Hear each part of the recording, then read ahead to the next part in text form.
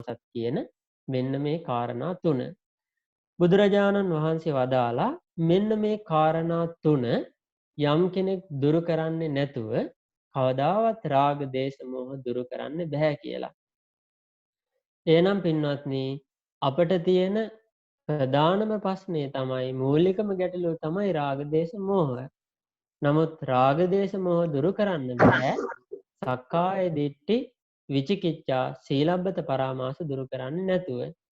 එහෙනම් සක්කාය දිට්ඨි විචිකිච්ඡා සීලබ්බත පරාමාස දුරු කරන කෙනාට තමයි රාග දේශ මොහ ප්‍රහාණය කරන්න රාග දේශ මොහ දුරු කරලා මේ සංසාර දුකින් නිදහස් වෙන්න අවස්ථාව තියෙන්නේ. එහෙනම් අපිට තියෙන ප්‍රධානම ගැටලුව රාග දේශ මොහ වුණත් අපිට විසඳා ගන්න අමාරු බරපතලම ප්‍රශ්නය තමයි සක්කාය දිට්ඨිය කියන එක. මොකද ඒ බඳු ප්‍රශ්නයක් අපේ ජීවිතවල ක්‍රියාත්මක වෙනවා කියලාවත් අපි දන්නේ නැහැ. ඒ බඳු ප්‍රශ්නයක් මේ සසරේ යන අපිට තියෙනවාද කියලාවත් අපි දන්නේ නැහැ බුදුරජාණන් වහන්සේ කියා දෙනකල්.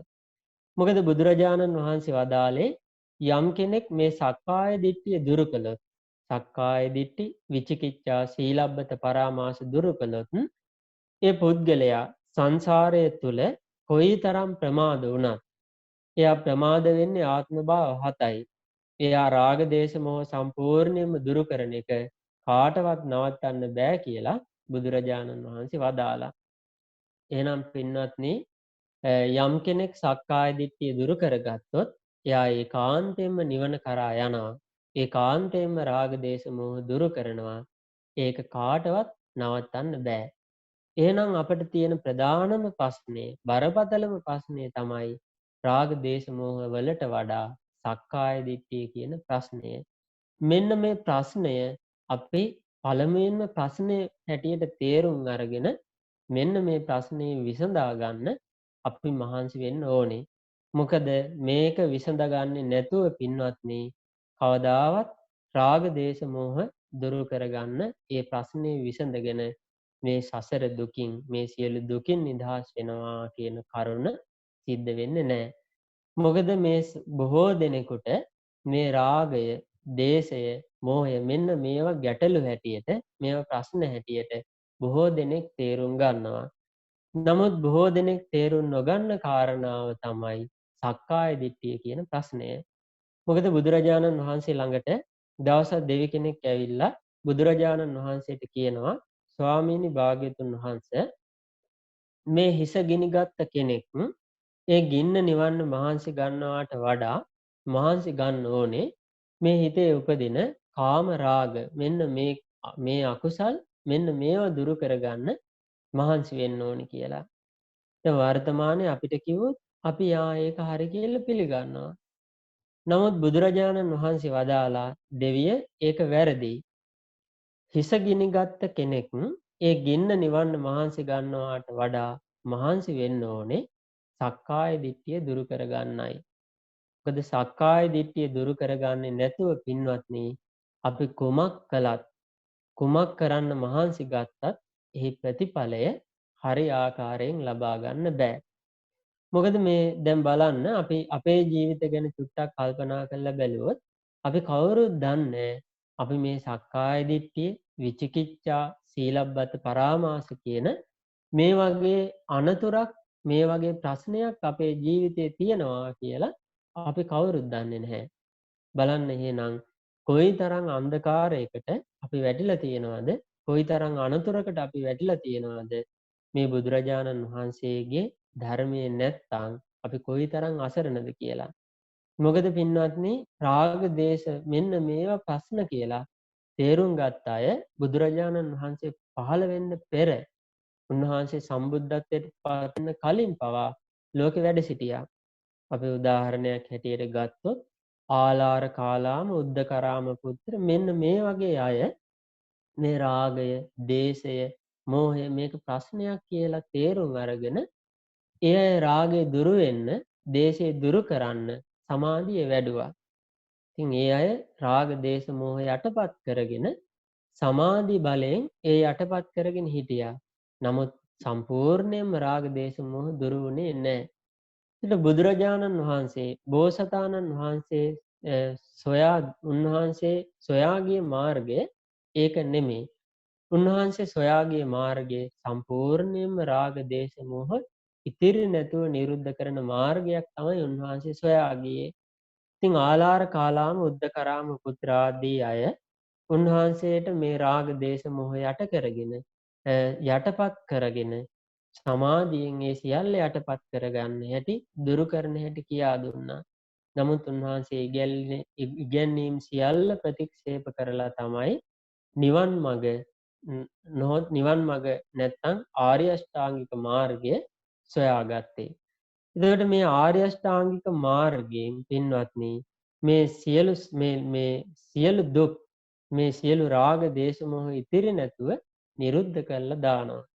එතකොට මේ ආර්ය අෂ්ටාංගික මාර්ගය පුරුදු කරන්න පෙර අපි විශේෂයෙන්ම තේරුම් ගත යුතු කාරණාව තමයි ආර්ය අෂ්ටාංගික මාර්ගය ආරම්භ වෙන්නේ සම්මා දිට්ඨියෙන්. සම්මා දිට්ඨිය පටන් සම්මා දිට්ඨි, සම්මා සංකල්ප, සම්මා වාචා, සම්මා කම්මන්ත, සම්මා ආජීව, සම්මා වායාම, සම්මා සති, සම්මා සමාධි කියන මෙන්න මේ ආර්ය අෂ්ටාංගික මාර්ගය යම් කෙනෙක් පරිපූර්ණ වශයෙන් පුරුදු කළොත් තමන්ගේ ජීවිතය තුළ එයා අරහත්ත්වයට පත්වෙච්ච රහතන් වහන්සේ නමක් බවට පත් වෙනවා. එහෙනම් මේ ආර්ය අෂ්ටාංගික මාර්ගය පුරුදු කරන්න කලින් අපි ආර්ය අෂ්ටාංගික මාර්ගයට පැමිණෙන්නට ඕනේ. බැස ගන්නට ඕනේ. කෙනෙක් මේ ආර්ය අෂ්ටාංගික මාර්ගයට බැසගන්නේ නැතුව කෙනෙක් කියනවා නම් ආර්ය අෂ්ටාංගික මාර්ගයේ කෙනෙක් බැසගන්නේ නැතුව පුරුදු කරන්න හදනවා නම් ඒක කවදාවත් සිද්ධ නොවන දෙයක්. මොකද ආර්ය අෂ්ටාංගික මාර්ගයට බැස ගැනීමකින් තොරව මේ ආර්ය අෂ්ටාංගික මාර්ගය පුරුදු කිරීමක් නැහැ. එහෙනම් බුදුරජාණන් වහන්සේ වදාළේ ආර්ය අෂ්ටාංගික මාර්ගයට බැස ගන්න නම් සක්කාය දිට්ඨිය දුරු කරලා සම්මා දිට්ඨිය උපදව ගන්නට ඕනේ. සම්මා දිට්ඨිය උපදවාගෙන සෝතාපන්න කෙනෙක් බවට පත් වෙන්නට ඕනේ. එහෙනම් පින්වත්නි සෝතාපන්න කියලා කියන්නේ සෝත කියන්නේ ආර්ය අෂ්ටාංගික මාර්ගයට කියන නමක්. ආපන්න කියලා කියන්නේ එයට බැස ගන්නවා කියන එකයි. එතකොට එහෙනම් සෝතාපන්න කියන්නේ මේ ආර්ය අෂ්ටාංගික මාර්ගයට බැසගත්තා කියන එක. එතකොට එහෙනම් සෝතාපන්න කෙනා තමයි මේ ආර්ය අෂ්ටාංගික මාර්ගය ආර්ය අෂ්ටාංගික මාර්ගය පුරුදු කරන්නේ. දැන් සෝතාපන්න නොවි එහෙම නැත්නම් සම්මා දිට්ඨියටපත් වෙන්නේ නැතුව එහෙමත් නැත්නම් සක්කාය දිට්ඨිය දුරු කරන්නේ නැතුව ආර්ය අෂ්ටාංගික මාර්ගය පුරුදු කරනවා කියන කරුණ කවදාවත් සිද්ධ වෙන්නේ නැහැ. ඒ සිද්ධ නොවන දෙයක්. එහෙනම් බුදුරජාණන් වහන්සේ වදාළේ ඉස්සරලාම කෙනෙක් මහන්සි වෙන්නට ඕනේ. ඉස්සරලාම කෙනෙක් වෑයම් කරන්නට ඕනේ. රාග දේශ මොහ දුරු කරන්න නෙමෙයි පින්වත්නි. සක්කාය දිට්ඨිය දුරු කරන්නයි. ඉතින් ඒ නිසා දැන් බලන්න අපේ ශාස්ත්‍රුන් වහන්සේ ඔබ අපි සරණ ගියපු ඒ බුදුරජාණන් වහන්සේ අපට ප්‍රශ්නය මොකක්ද කියලා නිවැරදිව කියලා දීලා තියෙනවා. එතකොට මේක තේරුම් අරගෙන ඒ ප්‍රශ්නය විසඳා ගන්න අපිට තියෙන ගැටලුව දුරු කරගන්න අපි බුදුරජාණන් වහන්සේගේම ධර්මයේ උපයෝගී කරගෙන මහන්සි වෙන්න ඕනේ මේ ගැටලුව මේ ප්‍රශ්නේ විසඳාගෙන අපේ ජීවිතයට පිළිසරණ ලබා ගන්න. මොකද පින්වත්නි සක්කාය දිට්ඨිය නැමැති ප්‍රශ්නය අපි තුල තියෙන කල් අපිට කවදාවත් සංසාරේ ස්ථිර වශයෙන් රැකවරණයක් ලැබෙනවා කියන එක කියන්න බෑ. මොකද හේතුව බුදුරජාණන් වහන්සේක දේශනාවක පෙන්නලා දෙනවා මට මතක විදිහට මහා කම්ම විභංග සූත්‍රයේදී උන්වහන්සේ පෙන්නලා දෙනවා කෙනෙක් ඉන්නවා මනුස්ස ලෝකයේ ඒ පුද්ගලයා තමන්ගේ ජීවිත කාලේ පුරාම දස කුසල් කරනවා. දස කුසල් පුරුදු කරනවා. ඉතින් මේ දස කුසල් කරන කෙනා මරණයටපත් වෙනවා. දැන් බලන්න කෙනෙක් හොඳට පින් දහම් කළොත් කුසල් ධර්ම කළොත් එයා මරණින් මත්තේ කොහේද උපදින්නේ කියලා ඇහුවොත් අපි කියනවා ජීවිත කාලෙම කුසල් දහම් කරලා නම් යහපත් දේවල් කරලා නම් පින් දහම් කරලා නම් ඒ බඳු කෙනෙක් මරුණාම කොහේද උපදින්නේ කියලා ඇහුවොත් අපි එකපාරට කියයි එයා සුගතියේ උපදිනවා කියලා. නමුත් බුදුරජාණන් වහන්සේ පෙන්නලා දෙනවා ඒ දස කුසල් කරන කෙනා මරණයටපත් වෙලා දුගතියේ සතර අපායේ උපදින බව බුදුරජාණන් වහන්සේ දැක්කා කියලා. එහෙනම් බලන්න දැන් උන්වහන්සේ පෙන්නලා දෙනවා උන්වහන්සේ දැක්කා කියනවා මේ දස කුසල් කරන කෙනා මරණින් මත්තේ සතර අපායේ උපදිනවා. එතකොට ඒකට හේතුව හැටියට බුදුරජාණන් වහන්සේ පෙන්නලා දෙනවා.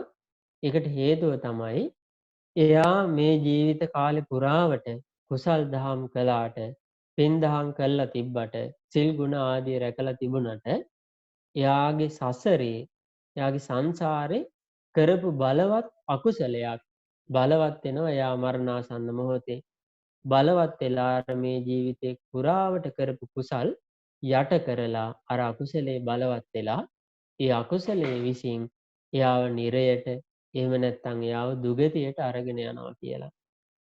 එහෙනම් බලන්න කුසල් කළ පමණින්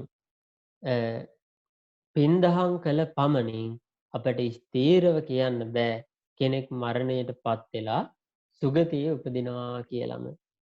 මොකද බුදුරජාණන් වහන්සේ ඒක පැහැදිලිව පෙන්නලා දෙනවා එහෙම වෙන්නේ නැහැ කියලා.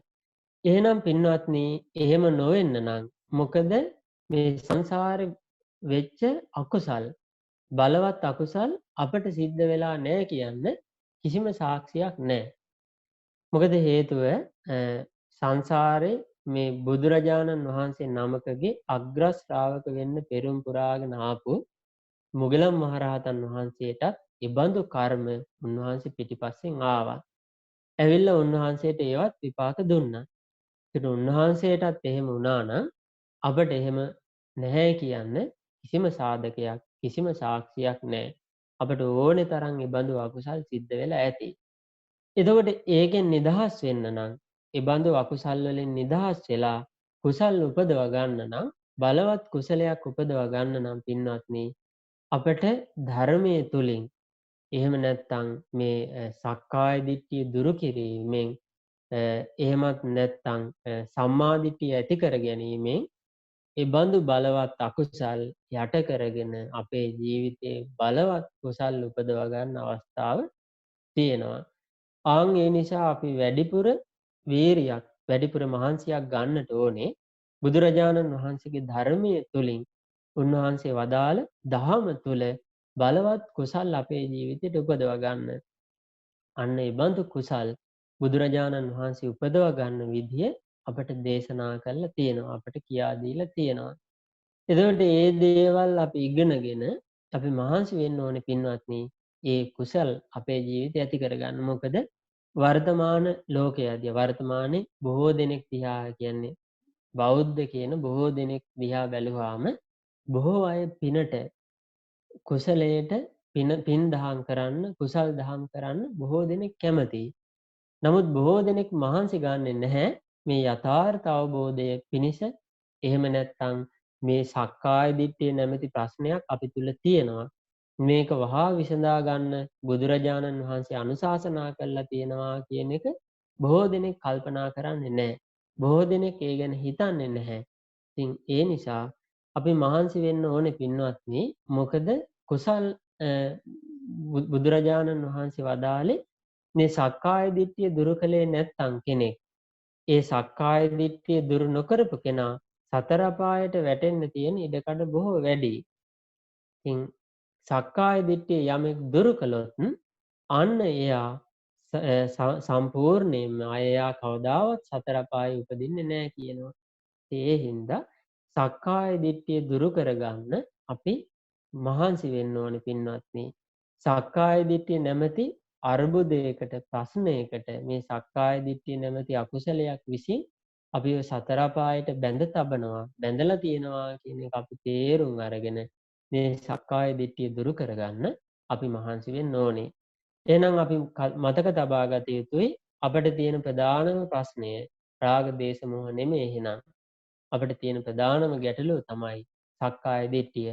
මොකද ගොඩාක් අය මේ රාග දේශ මොහ ප්‍රශ්නයක් කියලා තේරුම් අරගෙන අපෙන් පවා අහනවා ස්වාමීන් වහන්සේ මේ අපට කේන්ති යනවා මට හරියට තරහ ඇති වෙනවා මේක දුරු කරගන්න විදිය කියලා දෙන්න කියනවා.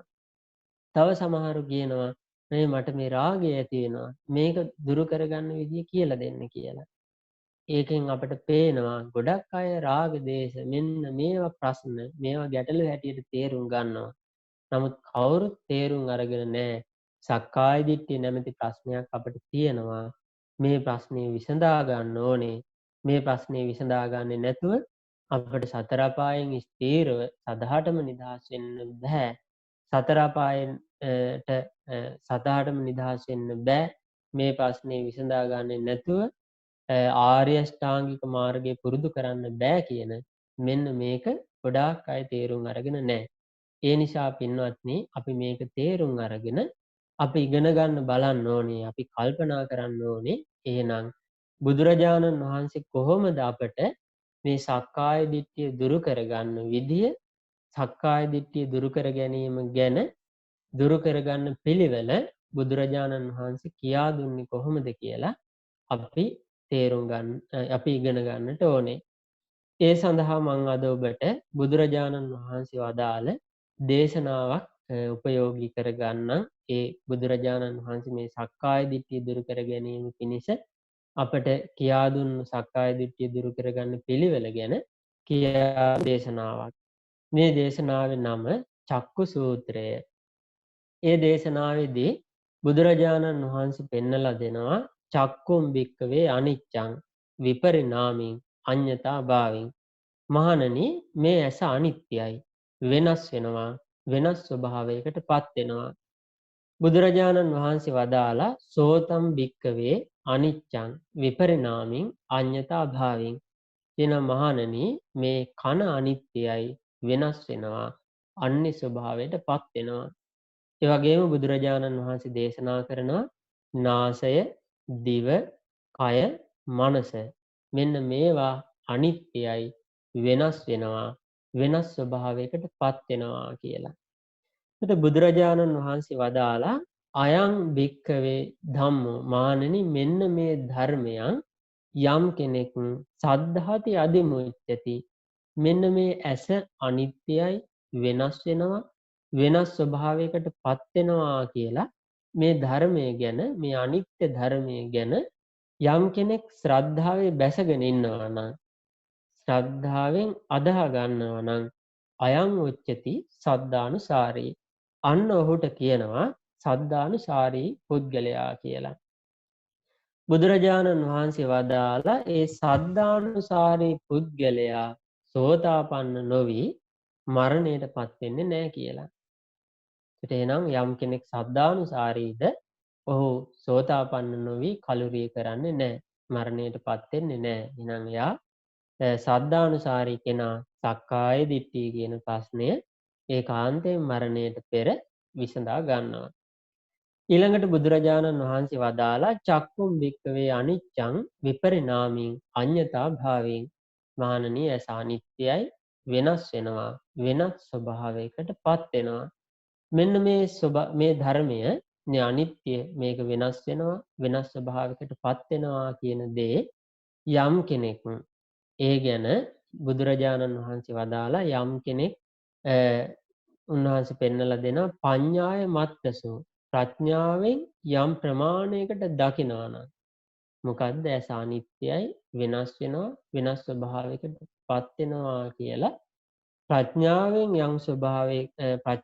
යම් ප්‍රමාණයකට දකිනවා නම් අයං උච්චති ධම්මානුසාරී.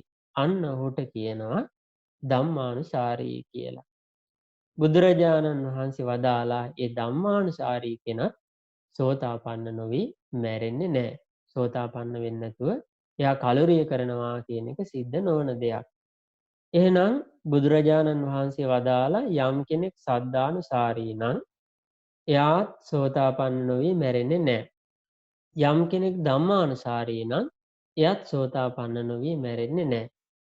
එහෙනම් ඒ දෙන්නම ඒකාන්තයෙන් සෝතාපන්න වෙලා තමයි සක්කාය දිට්ඨිය, විචිකිච්ඡාව, සීලබ්බත පරාමාස සම්පූර්ණයෙන්ම දුරු කරගෙන තමයි කලුරිය කරන්නේ, මරණයටපත් වෙන්නේ. ඊළඟට බුදුරජාණන් වහන්සේ වදාළ ඇස අනිත්‍යයි, වෙනස් වෙනවා, වෙනස් ස්වභාවයකට පත් වෙනවා කියලා යම් කෙනෙක් ප්‍රඥාවෙන් අවබෝධ කළොත් උන්වහන්සේ වදාලා අයං උච්චති සෝතාපන්නෝ. ඔහුට කියනවා සෝතාපන්න කෙනා කියලා.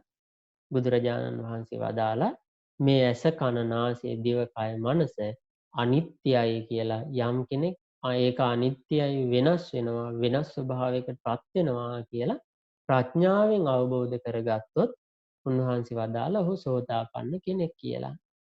එහෙනම් ඔන්න බුදුරජාණන් වහන්සේ පින්වත්නි මේ සෝතාපන්න වෙන්න උවමනා කරන දේ දැන් ඔන්න අපිට කියා දුන්නා.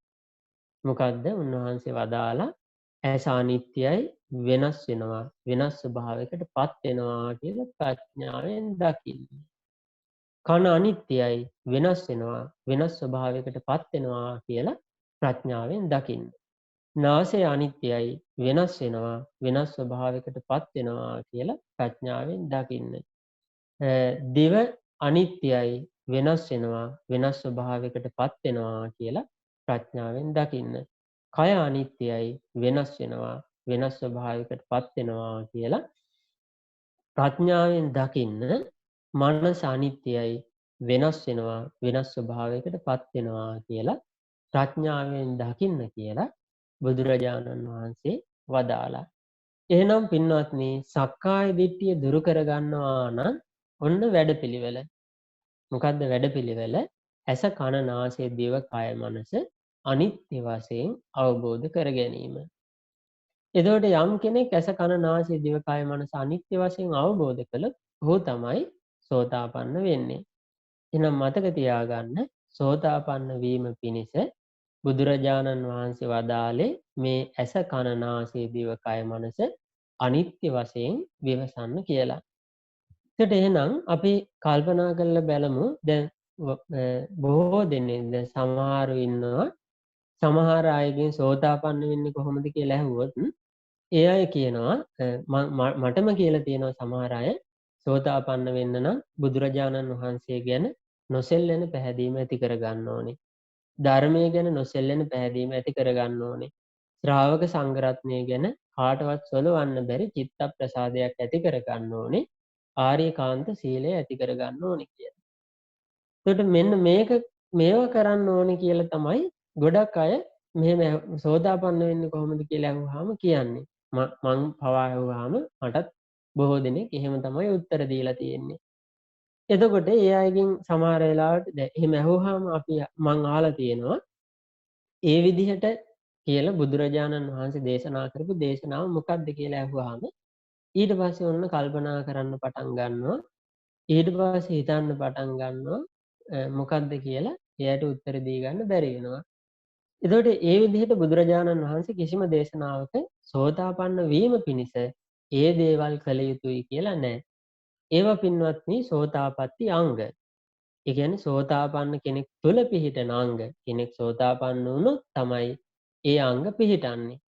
බුදුරජාණන් වහන්සේ ගැන කාටවත් සොලවන්න බැරි ශ්‍රද්ධාවක්, ධර්මයේ ගැන, සංඝ රත්නය ගැන කාටවත් සොලවන්න බැරි ශ්‍රද්ධාවක් ඇති වෙන්නේ පිහිටන්නේ ඒ වගේම ආර්යකාන්ත සීලය පිහිටන්නේ සෝතාපන්න කෙනයි. සෝතාපන්න වුණාට පස්සේ සෝතාපන්න වීමත් එක්ක තමයි මේ දේවල් පිහිටන්නේ. ඒතර සෝතාපන්න වෙන්න තියෙන මාර්ගය ඒක නෙමෙයි. බුදුරජාණන් වහන්සේ දේශනා කරනවා සම්මා දිට්ඨිය පිණිස කරුණු තුනක් උපකාරයි. කුමක්ද කරුණු තුන? කල්යාණ මිත්‍ර ආශ්‍රයත් බුදුරජාණන් වහන්සේ දේශනා කරනවා ධර්ම ශ්‍රවණයත් යෝනිසෝ මනසිකාරයත්. එතකොට ධර්ම ශ්‍රවණය කිව්වහම එතන තව කරුණක් තියෙනවා. ඒ තමයි කල්යාණ මිත්‍ර ආශ්‍රය. මොකද ධර්මය අහන්න ලැබෙන්නේ කල්යාණ මිත්‍රයාගෙන්. එහෙනම් සෝතාපන්න වීම පිණිස එහෙමත් නැත්නම් සම්මා දිට්ඨිය ඇති කර ගැනීම පිණිස එහෙමත් නැත්නම් සක්කාය දිට්ඨිය දුරු කර ගැනීම පිණිස අපට කරුණු තුනක් උපකාරයි. ඒ තමයි කල්යාණ මිත්‍ර ආශ්‍රයත්, ධර්ම ශ්‍රවණයත්, යෝනිසෝ මනසිකාරයත්. එහෙනම් අපි මතක තබා ගත යුතුයි පින්වත්නි කවදාවත් කල්යාණ මිත්‍ර ආශ්‍රය, ධර්ම ශ්‍රවණය, යෝනිසෝ මනසිකාරය නැතුව සක්කාය දිට්ඨිය දුරු කරගන්න බෑ. සෝතාපන්න වෙන්න බෑ. නිවන් මඟට බැස ගන්න බෑ. එහෙනම් මේ කරුණු තුන උපයෝගී කරගෙනයි අපිට මේ නිවන් මඟ පුරුදු කරගන්න නිවන් මඟට බැස ගන්න හේතු වෙන්නේ. මොකද දවසක් ආනන්ද ස්වාමීන් වහන්සේ බුදුරජාණන් වහන්සේට කියනවා ස්වාමීනි භාග්‍යතුන් වහන්සේ මට හිතෙනවා මේ බුද්ධ ශාසනයෙන් භාගයක්ම තියෙන්නේ කල්යාණ මිත්‍රයා මතයි කියලා. එතකොට බුදුරජාණන් වහන්සේ වදාලා මා හේවං ආනන්ද ආනන්ද එහෙම කියන්න එපා. මේ ශාසනයේ භාගයක්ම කල්යාණ මිත්‍රයා මත කියලා කියන්න එපා කිව්වා. කියන ආනන්ද මේ ශාසනයේ සම්පූර්ණයෙන්ම පවතින්නේ කල්යාණ මිත්‍ර ආශ්‍රය මතයි. එහෙනම් පින්වත්නි අපිට පේනවා කල්යාණ මිත්‍රයන්ගේ උපකාරයක් නැතුව කල්යාණ මිත්‍ර ආශ්‍රයයක් නැතුව කවදාවත් කෙනෙකුට එහෙනම් සද්ධානුසාරී වෙන්න බෑ. ධම්මානුසාරී වෙන්න බෑ. සෝතාපන්න වෙන්න බෑ. එහෙනම් කල්යාණ මිත්‍ර ආශ්‍රය උපයෝගී කරගෙන තමයි මේ දේවල් කරන්න තියෙන්නේ. එතකොට බුදුරජාණන් වහන්සේ දේශනා කරනවා කල්යාණ මිත්‍ර ආශ්‍රයෙන් ධර්මය ඉගෙනගෙන ඒ ධර්මයේ ශ්‍රවණය කරලා ඒ අහපු ධර්මයේ ඉගෙන ගන්න ධර්මය නුවණින් විමසන්නට ඕනේ. යෝනිසෝ මනසිකාරයේ යෙදෙන්නට ඕනේ. ඉතින් යෝනිසෝ මනසිකාරයත් එක්ක තමයි එහෙනම් කෙනෙක් තුළ සම්මා දිට්ඨිය කියන දේ උපදින්නේ. එතකොට ධර්මය අහලා නුවණින් විමසන්නේ නැති තාක් සම්මා දිට්ඨිය කියන එක උපදින්නේ නැහැ. සක්කාය දිට්ඨිය දුරු වෙන්නේ නැහැ. එහෙනම් අපි මතක තියාගන්න ඕනේ අපි ඉගෙන ගන්න ඕනේ මේ සක්කාය දිට්ඨිය දුරු කරගන්න අපිට එහෙනම් අපි තරයේ මතක තබා ගත යුතුයි සක්කාය දිට්ඨිය දුරු කරගන්න අපට උපකාර වෙන්නේ කරුණු තුනයි උපයෝගී වෙන්නේ කරුණු තුනක් ඒ තමයි කල්යාණ මිත්‍ර ආශ්‍රයත් ධර්ම ශ්‍රවණයත් යෝනිසෝ මනසිකාරයත් පින්වත්නි කොයිතරම් ධර්ම ඉගෙන ගත්තත් ප්‍රයෝජනයක් නැහැ අපි මේ ධර්මයේ අහන ධර්මයේ ඉගෙන ගන්න ධර්මයේ නුවණින් විමසන්නේ නැතුව ඒක නුවණින් විමසන්නේ නැතුව කොයිතරම් අපි ධර්මයේ ඉගෙනගෙන හිටියත් මතක තියාගෙන හිටියත් කටපාඩම් කරගෙන හිටියත් ඒක අපට ප්‍රයෝජනයක් නැහැ. එහෙනම් ප්‍රයෝජනය තියෙන්නේ ඉගෙන ගන්නා වූ ධර්මය නුවණින් විමසීමයි. යෝනිසෝ මනසිකාරේ යෙදීමයි. ඉතින් ඒ නිසා ඔබ නිවැරදිව අපට තියෙන ප්‍රශ්නේ සැබෑම ප්‍රශ්නේ මොකක්ද කියලා නිවැරදිව තේරුම් ගත යුතුයි. ඒ වගේම අපි තේරුම් ගත යුතුයි ඒ ප්‍රශ්නේ විසඳා ගන්න බුදුරජාණන් වහන්සේ අපට උපයෝගී කරගන්න කිව්වේ කුමක්ද කියන දේ අපි තේරුම් ගත යුතුයි. මොකද අපට හිතෙන විදිහට කළා කියලා එක එක්කෙනා කියන විදිහට කළා කියලා කවදාවත් ඒ ප්‍රශ්නේ විසඳෙන්නේ නැහැ පින්වත්නි. අපි අපට හිතෙන දේවල් කර කර තමයි මේ සංසාරේ අපි ආවේ. මේ සසර ගමන මේ තරම් ඉපදි මෙරි මේ සතර අපායේ වැටි අපි මේ ආවේ අපට හිතෙන දේවල් කර කර. නමුත් අපට හිතෙන දේ කළ පමණින් අපට හිතෙන දේවල් කරා කියලා කවදාවත් අපට සංසාර දුකින් නිදහස් වෙන්න සතර අපායෙන් නිදහස් වෙන්න බෑ. ඒ සඳහා අපට සතර අපායෙන් නිදහස් වෙන්න අවශ්‍ය නම් අපි ඒකාන්තයෙන්ම බුදුරජාණන් වහන්සේ වදාළ ධර්මයේම පුරුදු කළ යුතුයි. බුදුරජාණන් වහන්සේගේ ධර්මයේම ඉගෙන ගත යුතුයි. ඉතින් ඒ නිසා අපි එහෙනම් බලමු දැන් අපි ඔබට මං කිව්වා බුදුරජාණන් වහන්සේ චක්කු සූත්‍රයේදී දේශනා කළා ඇස අනිත්‍යයි වෙනස් වෙනවා වෙනස් ස්වභාවයකට පත් වෙනවා කියලා මේ ධර්මය ගැන ශ්‍රද්ධාවේ බැසගෙන ඉන්නවා නම් ශ්‍රද්ධාවෙන් අදහගෙන ඉන්නවා නම් ඔහු සද්ධානුසාරී කෙනෙක් කියලා. ඒ ධර්මයේ අනිත්‍ය ධර්මය පඤ්ඤාය මත්තසෝ ප්‍රඥාවෙන් යම් පමණකට දකිනවා නම් ඔහු ධම්මානුසාරී කෙනෙක් කියලා. ඒ වගේ මේ ධර්මය ප්‍රඥාවෙන් අවබෝධ කරගත්තොත් ඔහු සෝතාපන්න කෙනෙක් කියලා බුදුරජාණන් වහන්සේ දේශනා කළා කියලා අපි ඉගෙන ගත්තා. එහෙනම් අපි ඉගෙන ගන්න ඕනේ තව දුරටත් එහෙනම් ඇස අනිත්‍යයි, කන අනිත්‍යයි, නාසය අනිත්‍යයි, දිව අනිත්‍යයි, කය අනිත්‍යයි, මනස අනිත්‍යයි කියලා මේක ප්‍රඥාවෙන් දකින්නේ ප්‍රඥාවෙන් තේරුම් ගන්න කොහොමද කියන කරුණ අපි තවදුරටත් ඉගෙන ගන්න ඕනේ. මොකද පින්වත්නි දැන් අපි ගැන අපි හිතලා බැලුවොත් අපිටත් යම්කිසි අනිත්‍යයක් මේ ඇස කන නාසය දිව කය කියන මේ මනස කියන මේ වගේ යම් අනිත්‍යයක් අපට තේරෙනවා. දැන් හිතලා බලන්න කවුරු හරි අන්‍ය ආගමික කෙනෙකුගෙන් ඔබ අහන්න ඒ ඇහුවත් කෙනෙක්ගෙන් ඇහුවොත් මේ ඇස කවදා හරි මැරෙනවා. අනිත්‍ය වෙනවා වයසට ගිහිල්ලා මේක මැරිලා යනවා ලෙඩ වෙනවා කියලා ඔබ දන්නවද කියලා ඇහුවොත් ඒ අන්‍ය ආගමික අය පවා පිළිතුරු දෙයි මේක මැරෙනවා මේක ලෙඩ වෙලා මැරිලා අනිත්‍ය වෙලා යනවා කියලා අපි දන්නවා තමයි කියයි. එතකොට එහෙනම් එහෙම දැනගත්තා කියලා එහෙම ඒක තේරුම් ගත්තා කියලා ඔහුන් සම්මාදිට්ඨියෙන් යුක්ත අය නෙමෙයි. ඔහුන්ට සම්මාදිට්ඨිය නෑ එහෙමනම්. දැන් අපිටත් මේ ඇස අනිත්‍යයි, කන මේක අනිත්‍යයි, මේක වයසට ගිහිල්ලා මේ ලෙඩ වෙලා මැරෙනවා කියලා අපිත් දන්නවා. නමුත් දැනගත් පමණින් අපි සද්ධානුසාරීද? අපි ධම්මානුසාරීද? අපි සෝතාපන්නයිද? එහෙනම් අපි අපි කල්පනා කරන්න ඕනේ, අපි විමසා බලන්න ඕනේ. එහෙනම් මේක අපිත් දැන් යම්කිසි අනිත්‍යයක් මේ ඇස වයසට යනවා, ලෙඩ වෙනවා, මැරෙනවා, මේක අනිත්‍ය වෙලා යනවා කියලා අපිත් දන්නවා. නමුත් ඒක දැනගත්ත පමණින් අපි සද්ධානුසාරී වෙලා නැහැ. අපි ධම්මානුසාරී වෙලත් නැහැ.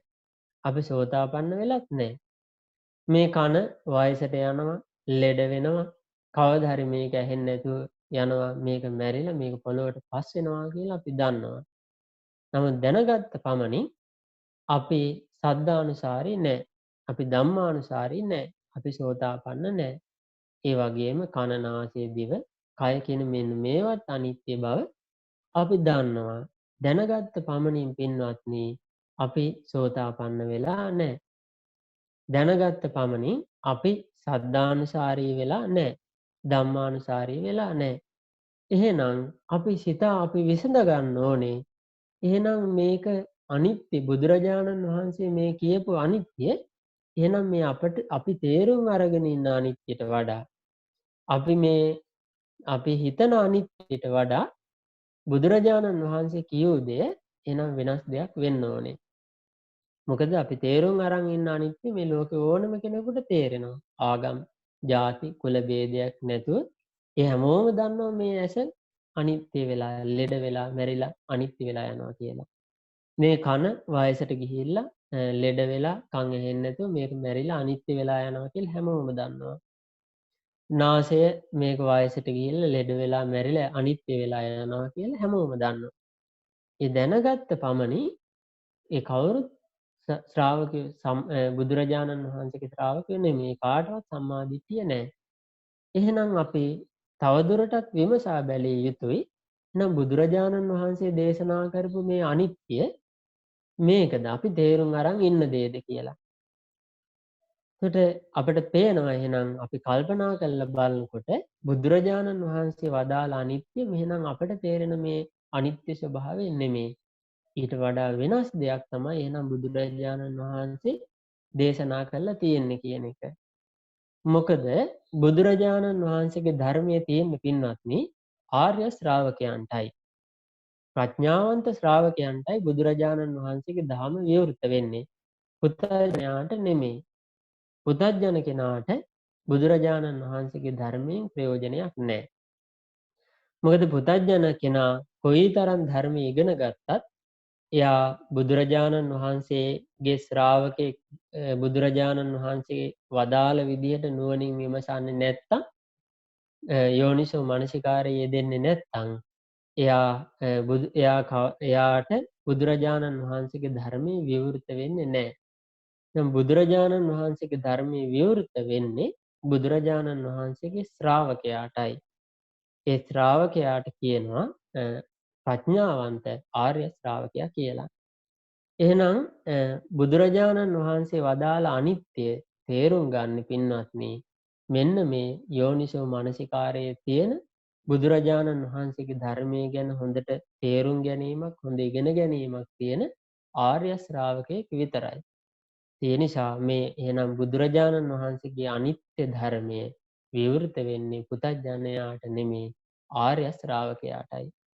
එතකොට අපි බලමු ඉගෙන ගන්න තවදුරටත් මේ අපට තේරෙන අනිත්‍යයි බුදුරජාණන් වහන්සේ වදාළ අනිත්‍යයි මොකක්ද කියලා. එක දේශනාවක් තියෙනවා මට මතක විදිහට මහා වේදල්ල සූත්‍රයේ සාරිපුත්ත මහරහතන් වහන්සේගෙන් කොට්ටිත මහරහතන් වහන්සේ ප්‍රශ්නයක් අහනවා. මොකක්ද අහන ප්‍රශ්නය?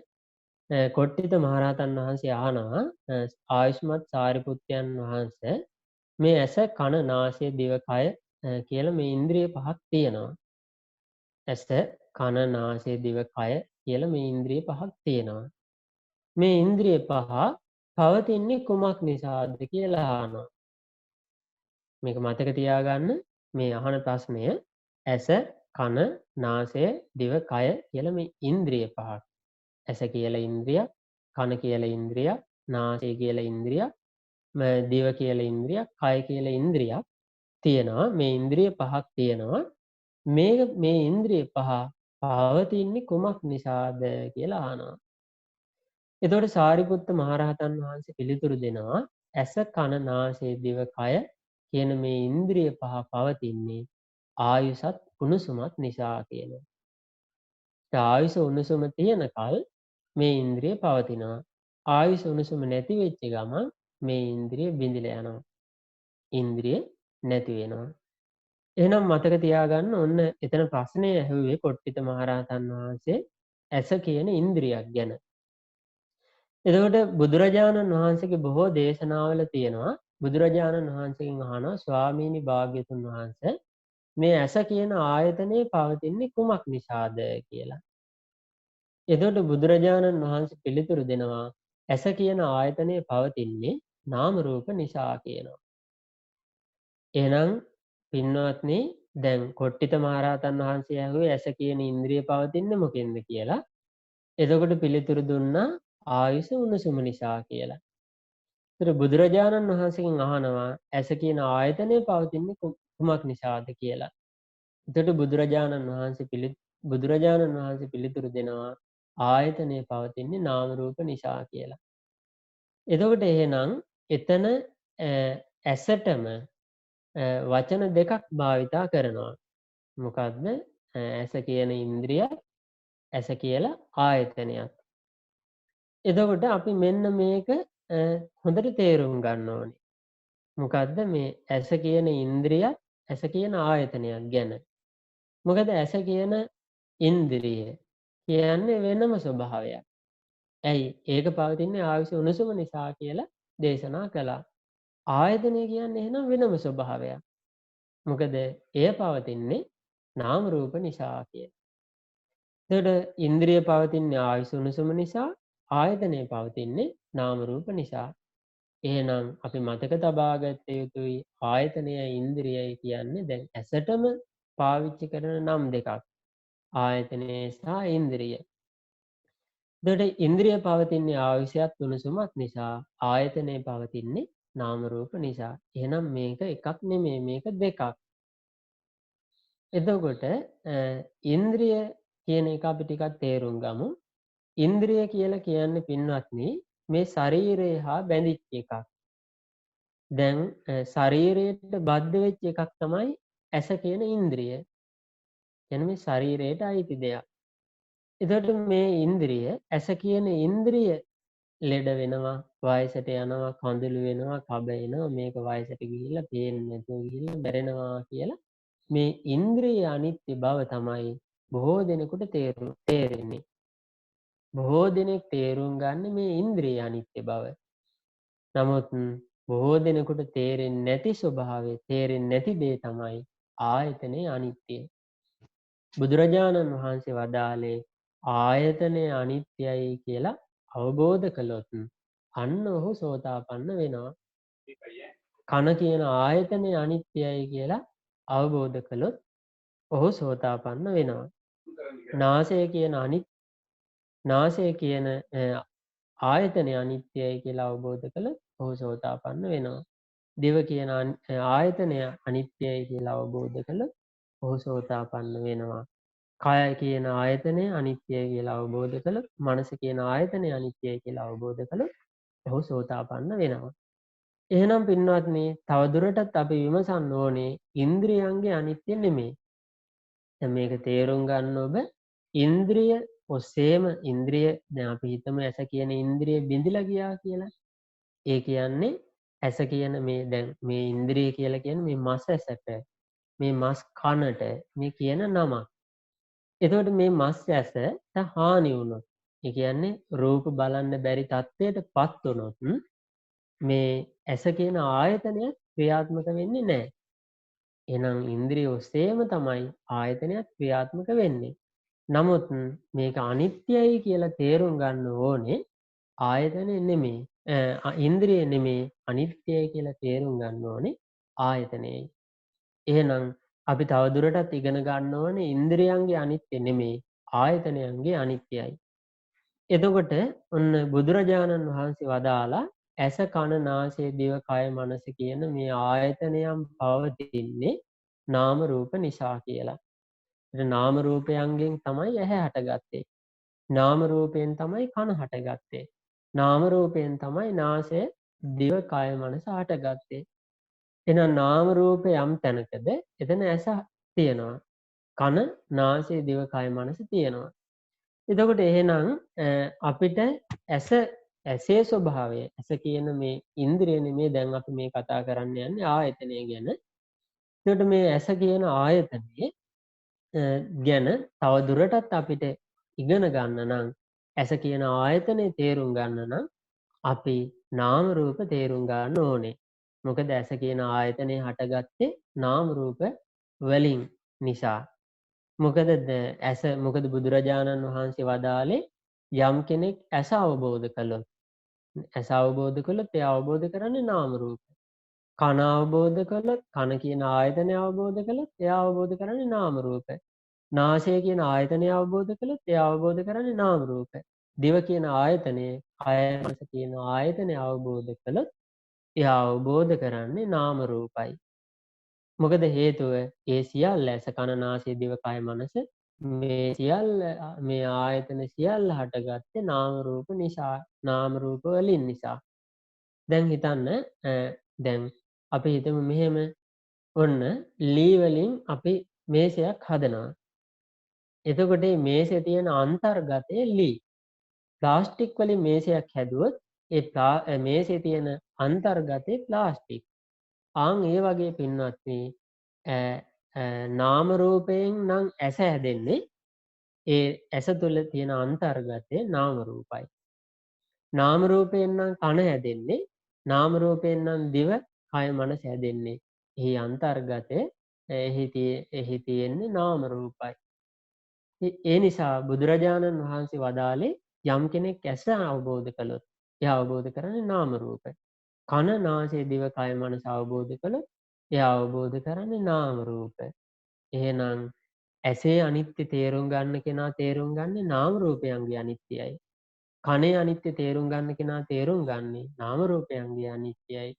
නාසයේ අනිත්‍ය තේරුම් ගන්න කෙනා තේරුම් ගන්නේ නාම රූපයන්ගේ අනිත්‍යයි. දිවේ කයේ මනසේ අනිත්‍ය තේරුම් ගන්න කෙනා තේරුම් ගන්නේ නාම රූපයන්ගේ අනිත්‍යයි. එහෙනම් අපි ඊළඟට ඉගෙන ගන්න ඕනේ එහෙනම් නාම රූප මොනවද කියලා. බුදුරජාණන් වහන්සේ වදාලා නාම රූප උන්වහන්සේ පෙන්වලා දෙනවා. රූප කියලා කියන්නේ පඨවි ආපෝ තේජෝ වායෝ. නාම කියලා කියන්නේ වේදනා සංඥා චේතනා පස්ස මනසිකාරය.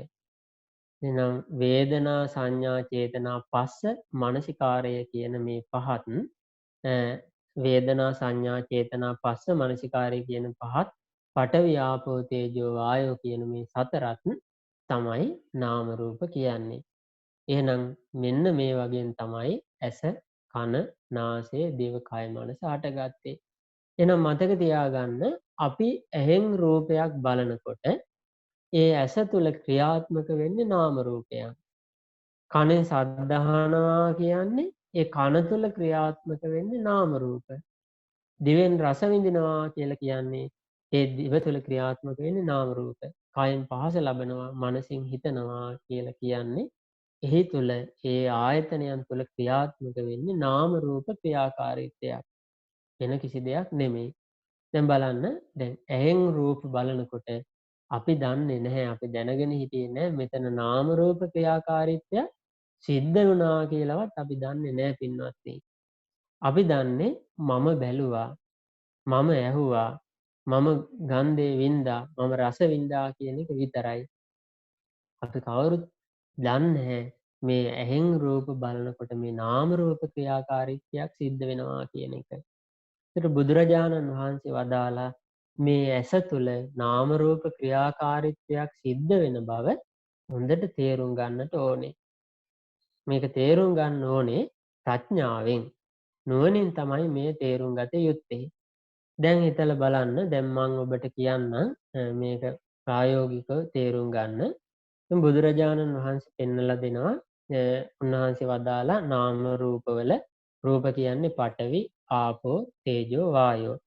නාම කියන්නේ වේදනා, සංඥා, චේතනා, පස්ස, මනසිකාරය. වේදනා කියන්නේ විඳීම, සංඥා කියන්නේ හඳුනා ගැනීම, වේදනා, සංඥා, චේතනා. කියන චේතනා පහළ කිරීම, වේදනා, සංඥා, චේතනා ඊට පස්සේ පස්ස. පස්ස කියන්නේ ස්පර්ශය.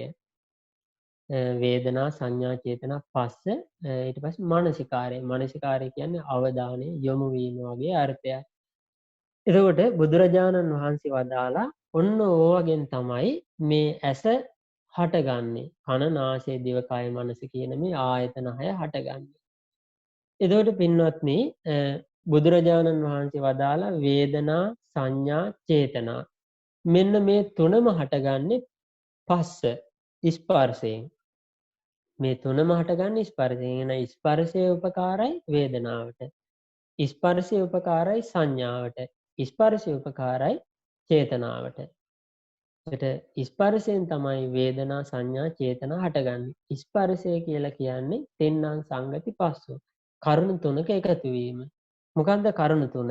ඇසත්, රූපයත්, විඥානයත්. කනත්, සද්දයත්, විඥානයත්. නාසයත්, ගන්ධයත්, විඥානයත්. දිවත්, රසයත්, විඥානයත්. කයත්, පහසත්, විඥානයත්. මනසත්, අරමුණත්, විඥානයත්. මෙන්න මේ තුන එකතු වීම ඇසත්, රූපත්, විඥානයත් එකතු වීම ඇසේ ස්පර්ශයයි. ඊළඟට කනේ, නාසයේ, දිවේ, කායේ, මනසේ මේ විදිහට ස්පර්ශය විස්තර වෙනවා. ඒකට බුදුරජාණන් වහන්සේ දේශනා කරන මේ කරුණු තුන ඇසත්, රූපයත්, විඥානයත් මේ තුන එකතු වීම ස්පර්ශය කියලා.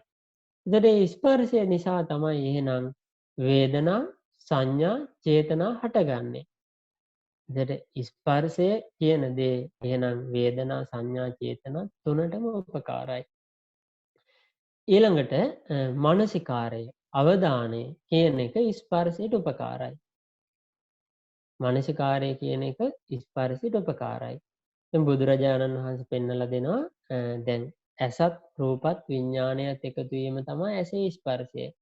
උන්වහන්සේ වදාලා මේ විඥානය කියන එක විඥානය කියන දේ ආයතන දෙකක එක මොහොතේ එකවර හටගන්නේ නැහැ කියලා. එහෙනම් එක මොහොතක එකවර එක තැනක තමයි විඥානය කියන එක හටගන්නේ. දැන් විඥානය යම් තැනකද හටගන්නේ එතන තමයි ස්පර්ශය හටගන්නේ. ඒත් ස්පර්ශය යම් තැනකද හටගන්නේ එතන තමයි වේදනා, සංඥා, චේතනා හටගන්නේ. එහෙනම් ස්පර්ශය හටගන්න තැන තමයි නාම රූප ක්‍රියාකාරීත්වය සිද්ධ වෙන්නේ. එහෙනම් අපි ගත්තොත් ඇසේ ස්පර්ශය ඇසේ නම් විඥානේ හටගන්නේ ස්පර්ශය සිද්ධ වෙන්නේ ඇසේ. වේදනාව, සංඥාව, චේතනාව මෙන්න මේ නාම රූප ක්‍රියාකාරීත්වය සිද්ධ වෙන්නේ ඇහි. එහෙනම් පින්වත්නි බුදුරජාණන් වහන්සේ දේශනා කරනවා විඥානේ ආයතන දෙකක එකවර හටගන්නේ නැහැ කියලා. එහෙනම් ඇසේ විඥානය හටගන්න වෙලාවේ ස්පර්ශය නාම රූප ක්‍රියාකාරීත්වය සිද්ධ වෙන්නේ ඇහි. කනේ නෙමෙයි. ඒකට කනේ ස්පර්ශය හටගන්න වෙලාවේ නාම රූප ක්‍රියාකාරීත්වය සිද්ධ වෙන්නේ කනේ. ඇසේ නෙමෙයි. ඒක බුදුරජාණන් වහන්සේ වදාලා මෙන්න මේ විදිහට එක තැනක විතරයි එක මොහොතක විඥානය හටගන්නේ. ඒතර විඥානය හටගන්න තැන තමයි ස්පර්ශය හටගන්නේ. ස්පර්ශය හටගන්න තැන තමයි වේදනා, සංඥා, චේතනා මේ නාම රූප ක්‍රියාකාරීත්වය සිද්ධ වෙන්නේ. එහෙනම් මතක තබා ගත යුතුයි ස්පර්ශය යම් තැනක හට ගන්නවා නම් එතන තමයි නාම රූපයන්ගේ ක්‍රියාකාරීත්වය සිද්ධ වෙන්නේ. ඒත් නාම රූප ක්‍රියාකාරීත්වය යම් තැනක සිද්ධ වෙනවා නම් එතන තමයි ආයතනයන්ගේ උපත සිද්ධ වෙන්නේ. බුදුරජාණන් වහන්සේ එක දේශනාවක දේශනා කරනවා යම් කෙනෙක් ඇසේ හට ගැනීමත් නැතිවීමත් අවබෝධ කළොත් එපමණකින් ඔහු සෝතාපන්නයි කියනවා. කනේ හට ගැනීමත් නැතිවීමත් අවබෝධ කළොත් එපමණකින් ඔහු සෝතාපන්නයි කියනවා. වෙන මුකුත් කරන්න ඕනේ නැහැ කියනවා. දිවේ හට ගැනීම නැතිවීම අවබෝධ කළොත් එපමණකින් ඔහු සෝතාපන්නයි කියනවා. වෙන මුකුත් කරන්න අවශ්‍ය නැහැ කියනවා. එහෙනම් පින්වත්නි දැන් බලන්න අපි හිතන් ඉන්න විදිහට අපේ මේ ඇහැ හටගත්තේ කවද්ද? අපි හිතන් ඉන්න විදිහට නම් අපේ මේ ඇහැ හටගත්තේ අපි මේ මනුස්ස ලෝකෙට උපදිනකොට අම්මගේ කුසෙන් මනුස්ස ලෝකෙට බිහි වෙනකොටයි. මේක නැති වෙන්නේ අපි මේ මනුස්ස ජීවිතේ අත්හරින දවසට මරණයටපත් වෙන දවසටයි. ඒ විදිහට බැලුවොත් එහෙනම් කාටවත් ඇසේ හට ගැනීම නැතිවීම අවබෝධ කරගන්න බෑ. නම් කාටවත් සෝතාපන්න වෙන්න බෑ. නමුත් බුදුරජාණන් වහන්සේ වදාලා යම් කෙනෙක් ඇස කන නාසය දිව කය මනස කියන මේ ආයතනයන්ගේ හට ගැනීම නැතිවීම තේරුම් ගත්තොත් අවබෝධ කරගත්තොත් ඔහු සෝතාපන්න වෙනවා කියලා. එපමණකින් ඔහු සෝතාපන්නයි වෙන කිසිවක් ඔහුට කරන්න අවශ්‍ය නැහැ කියලා. එහෙනම් මතක තබා ගන්න එහෙනම් සිහි තබා ගන්න පින්වත්නි විඥානය යම් තැනක හට ගන්නවා නම් එතනයි ආයතනයේ උපත. මොකද ස්පර්ශය සිද්ධ වෙන්නේ එතන. එතනයි නාම රූපයන්ගේ ක්‍රියාකාරීත්වය සිද්ධ වෙන්නේ. දැන් ඔබට මං කියන්නම් මේක මේ කොච්චර වේගවත් ක්‍රියාකාරීත්වයක්ද කියලා. දැන් බුදුරජාණන් වහන්සේ වදාලා වේදනා සංඥා චේතනා කියන තුනට ස්පර්ශය උපකාර වෙනවා. ස්පර්ශයට අපි ඉගෙන ගත්තනේ උපකාරයි කියලා මානසිකාරය. ඒකට මානසිකාරය කියන්නේ අවධානය වගේ. දැන් හිතන්න අපි නිදිගෙන ඉන්නවා කියලා. ඒකට නිදිගෙන ඉන්න වෙලාවට අපි ඔන්න ගැඹුරු නිින්දේ. ඒකට මේ නිදාගෙන ඉන්න වෙලාවට අපි හිතමු අපිට කවුරු හරි කතා කරනවායි කියලා. නමුත් අපිට එකපාරට ඇහෙන්නේ නැහැ. ඒකට දැන් සද්දේ නැතුවත් නෙමෙයි. කන නැතුවත් නෙමෙයි. විඥානේ නිරුද්ධ වෙලත් නෑ. මොකද එහෙමනම් එයා මැරෙලානේ. එතකොට කන සද්දේ තිබුණා, කන තිබ්බත්, විඥානේ ක්‍රියාකාරීත්වය තිබුණත් මේ තුන එකතු වුණේ නැහැ අපට අර සද්දේ ඇහෙන්න. මොකද අපේ අවධානය තිබුණේ නැති නිසා. අපි එකපාරට අවදි වෙනවා. අවදි වෙච්ච ගමන් කන ඔස්සේ ඔන්න අවධානය මානසිකාරය යොමු වෙනවා. කන ඔස්සේ මානසිකාරය යොමු වෙනකොට අන්න කනයි සද්දේ විඥානය එකතු වෙනවා. එකතු වෙච්ච ගමන් ස්පර්ශය හට ගන්නවා. වේදනා සංඥා චේතනා හට ගන්නවා. එතකොට අන්න අර සද්දේ අපට ඇහෙනවා. ඉතින් ඇහෙන් රූප බලනකොටත් එහෙමයි. අවධානය දැන් සමහර අය ඉන්නවා බර කල්පනාවක. ඉස්සරහන් යනවා කවුරු හරි. අපෙන් අහනවා අසවලා මෙතනින් ගියා දැක්කද කියලා. නෑ අපි දැක්කේ නෑ කියනවා. හැබැයි එයා ගිහිල්ලා. නමුත් අපේ අවධානය මානසිකාරයේ තිබුණේ නැති නිසා අර රූපය අපට ස්පර්ශ වුණේ නෑ. ඒ රූපය අපේ ඇසට ස්පර්ශ නොවෙච්ච නිසා අපි ඒක දැක්කේ නෑ. එහෙනම් මානසිකාරයේම නැත්නම් අවධානය කියන දේ යොමු වෙන්නේ යමක් ඔස්සේ නම් යම් අපි ගත්තොත් මානසිකාරයේ ඇස ඔස්සේ යොමු වුණොත් ඇහැ රූපේ විඥානය එකතු වෙනවා. කන ඔස්සේ යොමු වුණොත් කනයි ශබ්දේ විඥානය එකතු වෙනවා. නාසය ඔස්සේ යොමු වුණොත් නාසයයි දිවයි නාසයයි ගන්ධයයි විඥානය එකතු වෙනවා. දිව ඔස්සේ යොමු වුණොත් දිවයි රසයයි විඥානය එකතු වෙනවා. කය ඔස්සේ යොමු වුණොත් කයයි පහසයි විඥානය එකතු වෙනවා. මනස ඔස්සේ යොමු වුණොත් මනසයි අරමුණයි විඥානයයි එකතු වෙනවා. එතකොට මේ එකතු වීමත් එක්ක ස්පර්ශය හට ගන්නවා. ස්පර්ශය නිසා වේදනා සංඥා චේතනා හට ගන්නවා. ඒකට එහෙනම් පින්වත්නි මානසිකාරය යොමු වෙන්නේ යම් ආයතනයක් ඔස්සේද නාම රූප ක්‍රියාකාරීත්වය සිද්ධ වෙන්නේ අන්න ඒ ආයතනය ඔස්සේයි.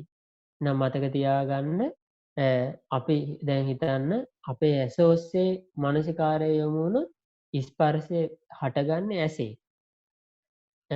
වේදනා සංඥා චේතනා හටගන්නේ ඇසේ. නාම රූප ක්‍රියාකාරීත්වය සිද්ධ වෙන්නේ ඇසේ. එහෙනම් මනසිකාරය ඇස ඔස්සේ යොමු වුණොත් අන්න ඇස ආයතනයක් බවට පත් වෙනවා. අපි හිතමු කන ඔස්සේ මනසිකාරය යොමු වෙනවා කියලා. ඔන්න එතකොට කනයි සද්දේ විඥානය එකතු වෙනවා. අපිට සද්ද ඇහෙනවා. නාම රූප ක්‍රියාකාරීත්වය කනේ සිද්ධ වෙනවා. එතකොට කනේ ස්පර්ශය හටගන්න වෙලාවට ඇසේ ස්පර්ශය හටගන්නේ නැහැ. එතකොට එහෙනම් ආයතනයේ බවට පත් වෙන්නේ ස්පර්ශය හටගන්න තැනයි. කනේ නම් ස්පර්ශය හටගත්තේ කන තමයි ආයතනයේ බවට පත් වෙන්නේ. එහෙනම් ඒ වෙලාවට ඇස මොකද්ද? නාසය මොකද්ද? දිව මොකද්ද? කය මොකද්ද? මනස මොකද්ද? කය මොකද්ද? ඒ වෙලාවට එහෙනම් ඒවා ඉන්ද්‍රියන් ආයතනයන් නෙමෙයි. එහෙනම් ආයතනයේ බවට පත් වෙන්න නම් ස්පර්ශය හටගත යුතුමයි. ඒතර ස්පර්ශය යම් තැනක හට ගන්නවාද එතන තමයි ආයතනයේ උපත සිද්ධ වෙන්නේ පින්වත්නි. ස්පර්ශය යම් තැනක නැති වෙනවා නම් එතන ආයතනයේ නැතිවීම සිද්ධ වෙනවා. මේක කොයිතරම් වේගෙන් සිද්ධ වෙනවද කියන්නේ දැන් පොඩ්ඩක් ඔබ හිතලා බලන්න. අපි රූප වාහිනිය නරඹනවා කියලා. එතන රූප වාහිනිය නරඹනකොට ටීවී බලනකොට අපට ඒ කියන දේත් ඇහෙනවා. එයාට රූපත් පේනවා.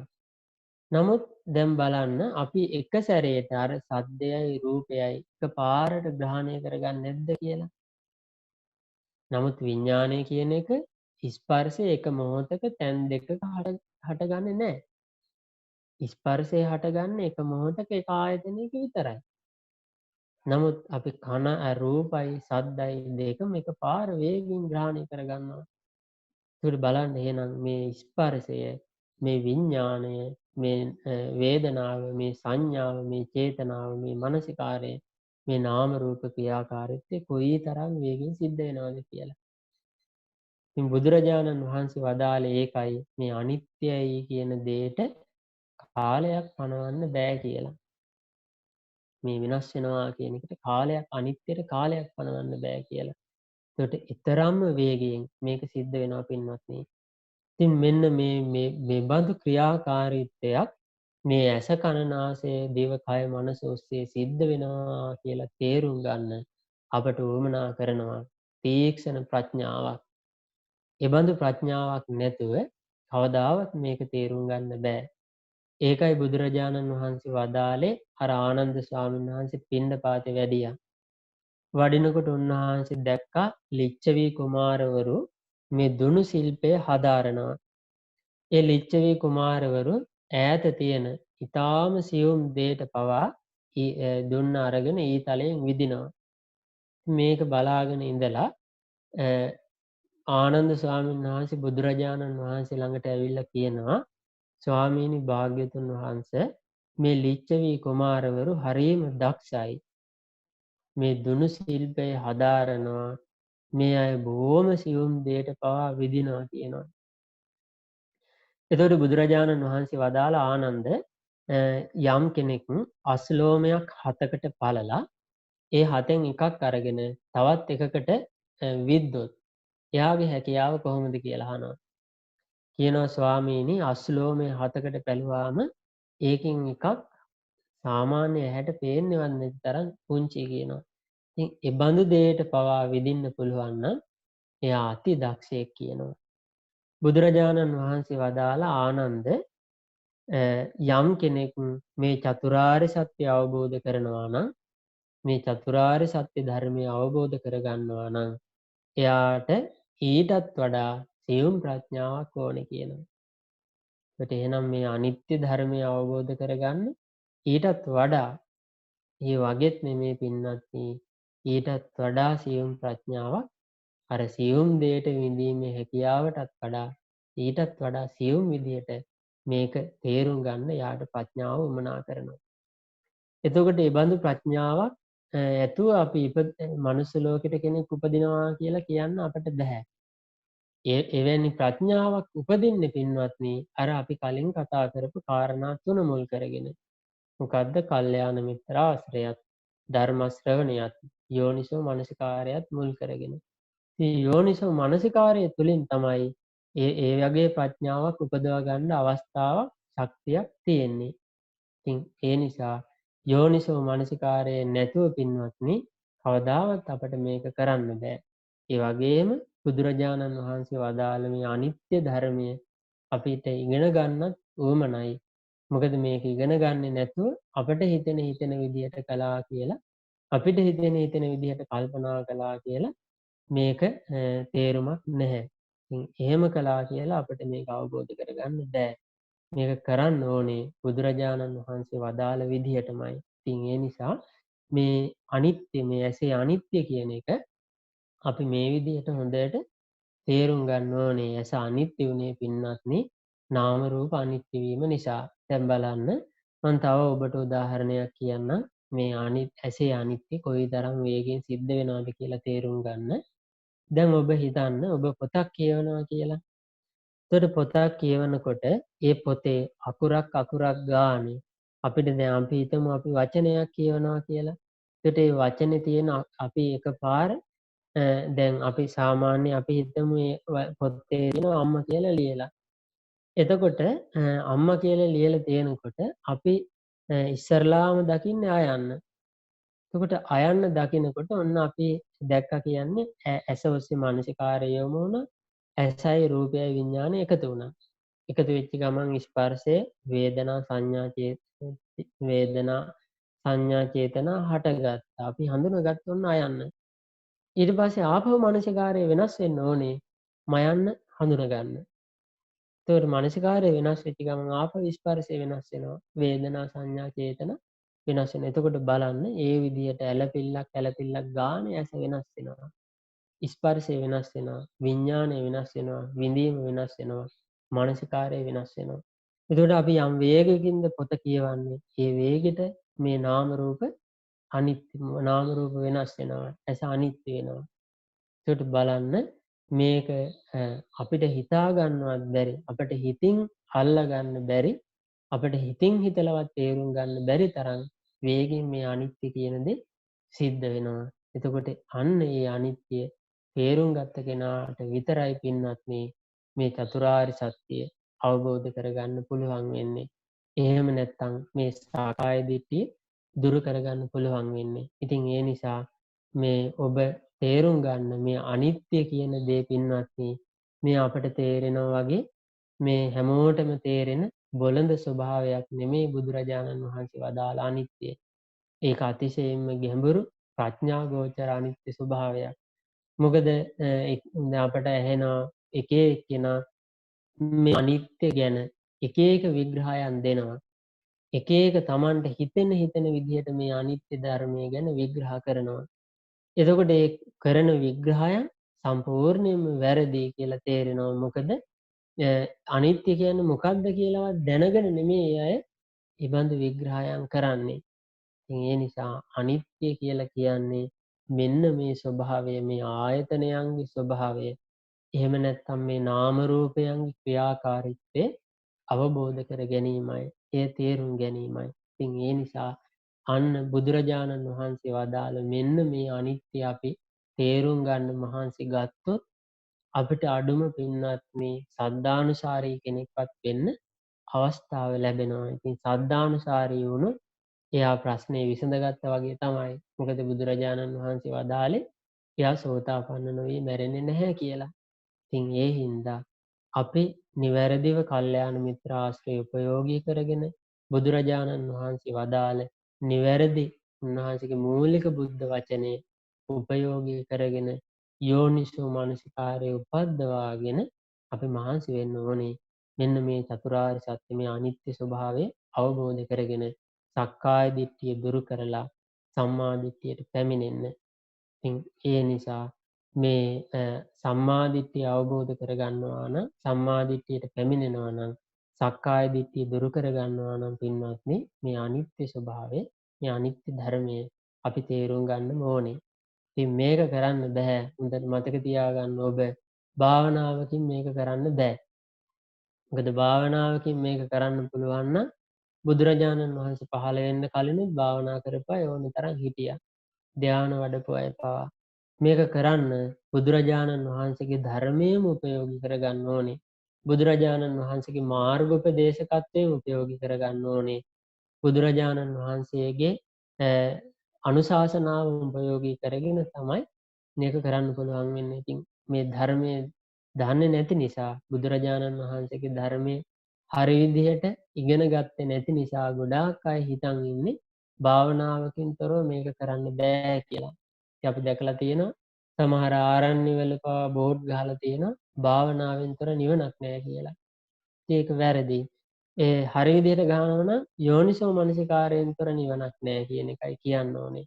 ඒ නිසා යෝනිසෝ මනසිකාරය තමයි මෙතන වැදගත් වෙන්නේ. ඒ නිසා මේ අහන ධර්මයේ මතක තියාගෙන ඒ ධර්මයේ නුවණින් විමසුවොත් තමයි පින්වත්නි අපට මේක මේ ධර්මයේ මේ ලැබිච්ච මේ අවස්ථාවේ මේ ජීවිතෙන් ප්‍රයෝජනයක් ගන්න ලැබෙන්නේ. ඉතින් ඒ නිසා ඔබට මේ අපි මේ කතා කරපු මේ ධර්මය ඒකාන්තයෙන් අනිත්‍ය ස්වභාවය තේරුම් ගන්න, සක්කාය දිට්ඨිය දුරු කරගන්න, සම්මා දිට්ඨිය ඇති කරගන්න හේතු වාසනා වේවා කියලා අපි පින් අනුමෝදන් කරනවා.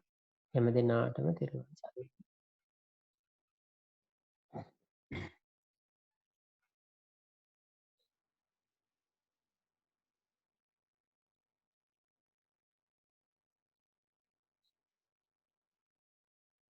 ධර්ම දේශනාව පිළිබඳ මොනවා හරි ප්‍රශ්න ගැටලු තියෙනවා නම් අහන්න පුළුවන්.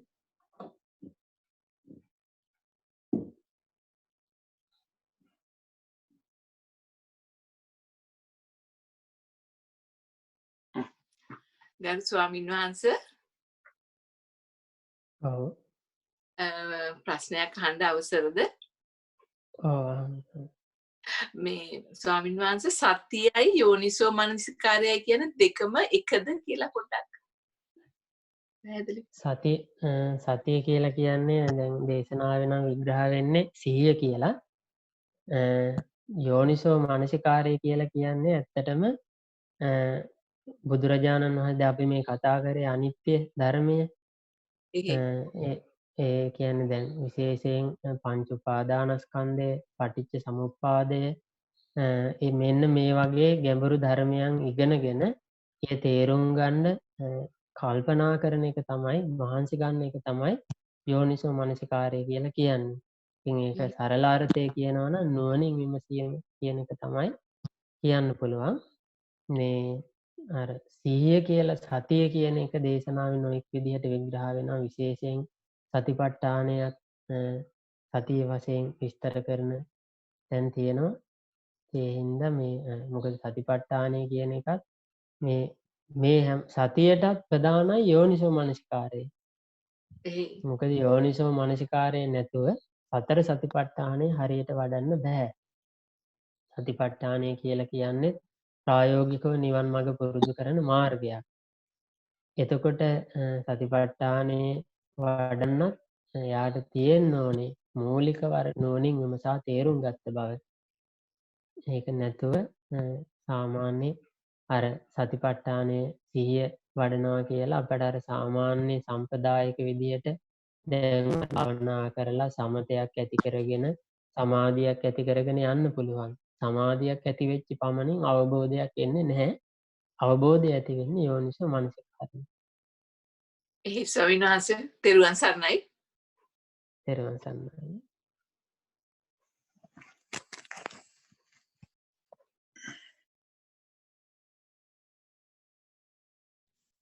තෙරුවන් සරණයි ස්වාමීන් වහන්සේ. ප්‍රශ්නයක්. තෙරුවන් සරණයි. ස්වාමීන් වහන්සේ ඔබ වහන්සේ කිව්වා අර නාම රූප තැනදී ස්පර්ශයට ප්‍රත්‍ය වෙන්නේ මනසිකාරය කියලා. එතකොට වේදනා සංඥා චේතනා තුනට ප්‍රත්‍ය වෙන්නේ ස්පර්ශය කියලා.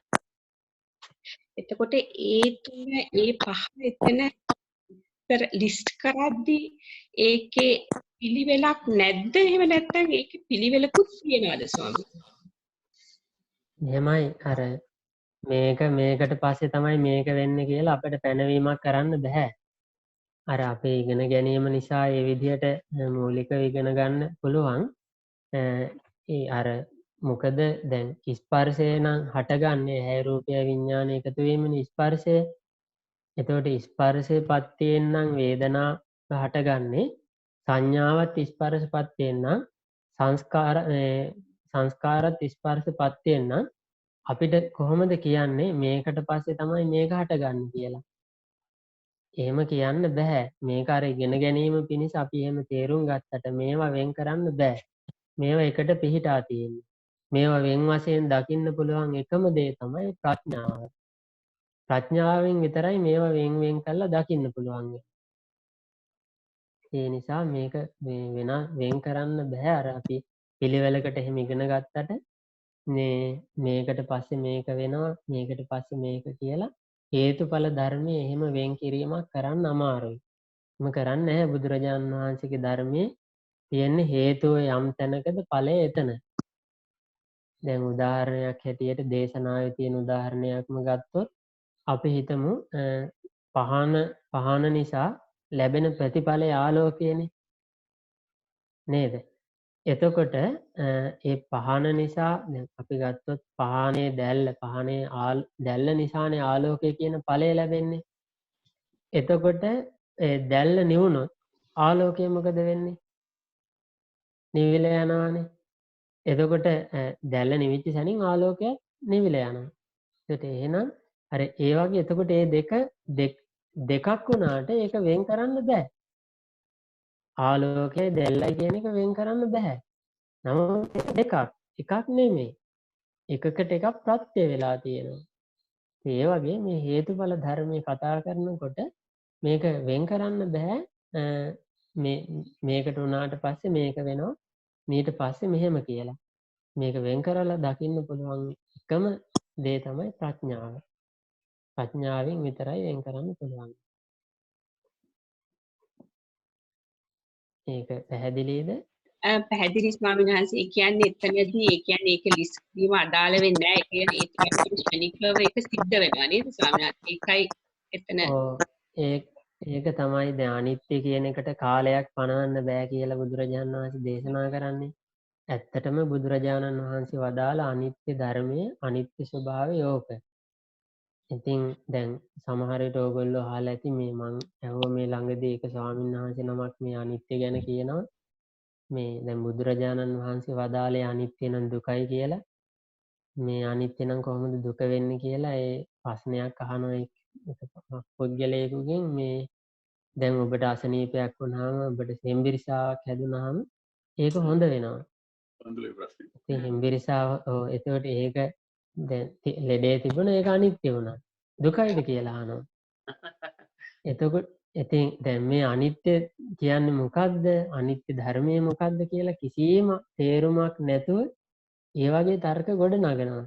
එතකොට බුදුරජාණන් වහන්සේ වදාළ අනිත්‍ය ධර්මය ඕක නෙමෙයි.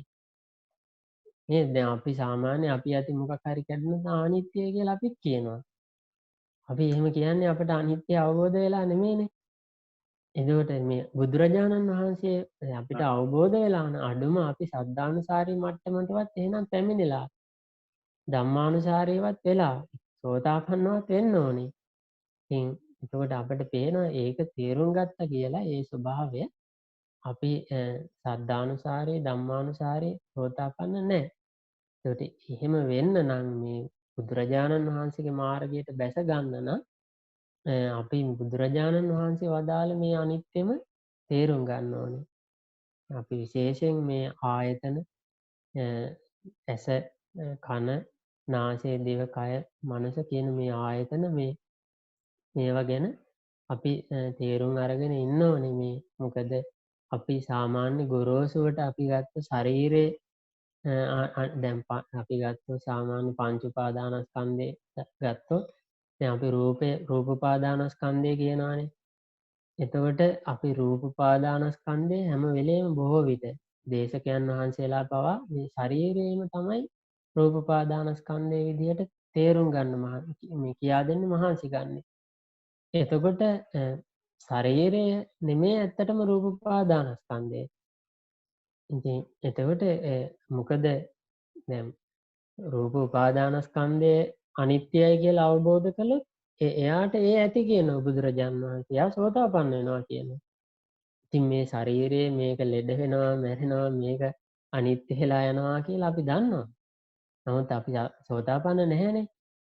ඒ වගේ මේ අර අපි තේරුම් ගන්න ඕනේ මේ බුදුරජාණන් වහන්සේ වදාළ ධර්මයේ ප්‍රඥා ගෝචර එකක් කියන එක.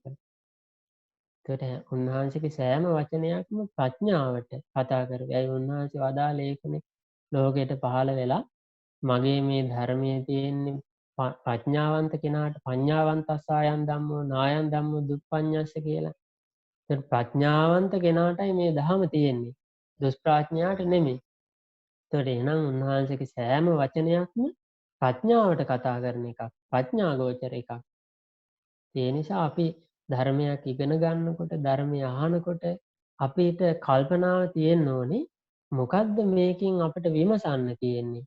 ප්‍රඥාවට සම්බන්ධ වෙන්නේ මේ කරුණේ මේ යම් දේශනාවක් හරි ඉගෙන ගද්දී අපි බලන්න ඕනේ ප්‍රඥාවෙන් තේරුම් ගන්න මොකද්ද මෙතන තියෙන්නේ. මෙතන විමසන්න මොකද්ද තියෙන්නේ කියන කාරණය හිතේ තබාගෙන තමයි අපි ධර්මයක් අහන්න ඕනේ. එහෙම නැතු මොකද ඒ කාලේ මිනිස්සු ඒකනේ දැන් බුදුරජාණන් වහන්සේ සමහර විට එක වතාවයි දැක්කේ. දැකලා ඒ අය යමක් අවබෝධ කරගන්නයි බුදුරජාණන් වහන්සේගෙන් ප්‍රශ්න ඇහුවේ. ඉතින් අහන ගමන් ඒ අය ඒක හිතුවා. මොකද්ද බුදුරජාණන් වහන්සේ ප්‍රඥාවට කියන්නේ මොකද්ද මේ යෝනිසෝ නුවණින් විමසන්න කියන්නේ?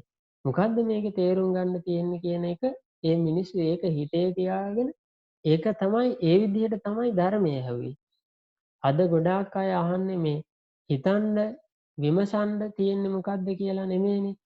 ගොඩාක් අය ආහන්නම් වාලේ ඔහේ අහනවා. එතකොට විමසන්නේ මොකද්ද මෙතන? මෙතන ප්‍රඥා ගෝචර වෙන්නේ ප්‍රඥාවට කතා කරන්නේ මොකද්ද කියලා එහෙම එකක් නැහැ අද වර්තමානයේ ධර්මය අහන අය බොහෝ දෙනෙකුගේ. ඒ නිසා ධර්මය අහන්න ඕනේ මේ විමසන්න ප්‍රඥාවට මොකද්ද? රසාස්වාදයට නෙමෙයි. ගොඩාක් අය පුරුදු වෙලා තියෙන්නේ අර දැන් අපේ හිතේ අර තියෙනවනේ අර කතන්දරයකට සතුටු වෙන ස්වභාවයක්.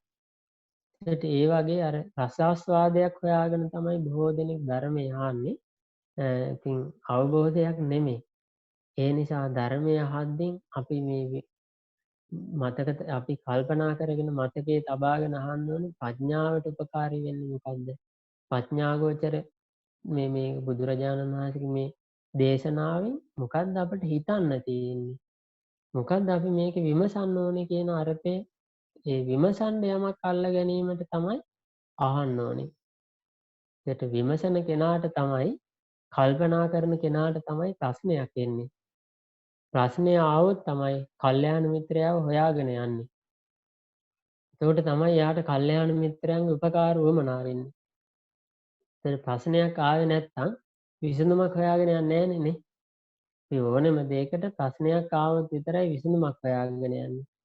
ඒකට ධර්මයේදී ප්‍රශ්නේ එන්නේ ගැටලු වෙන්නේ හිතන කෙනාට විමසන කෙනාට.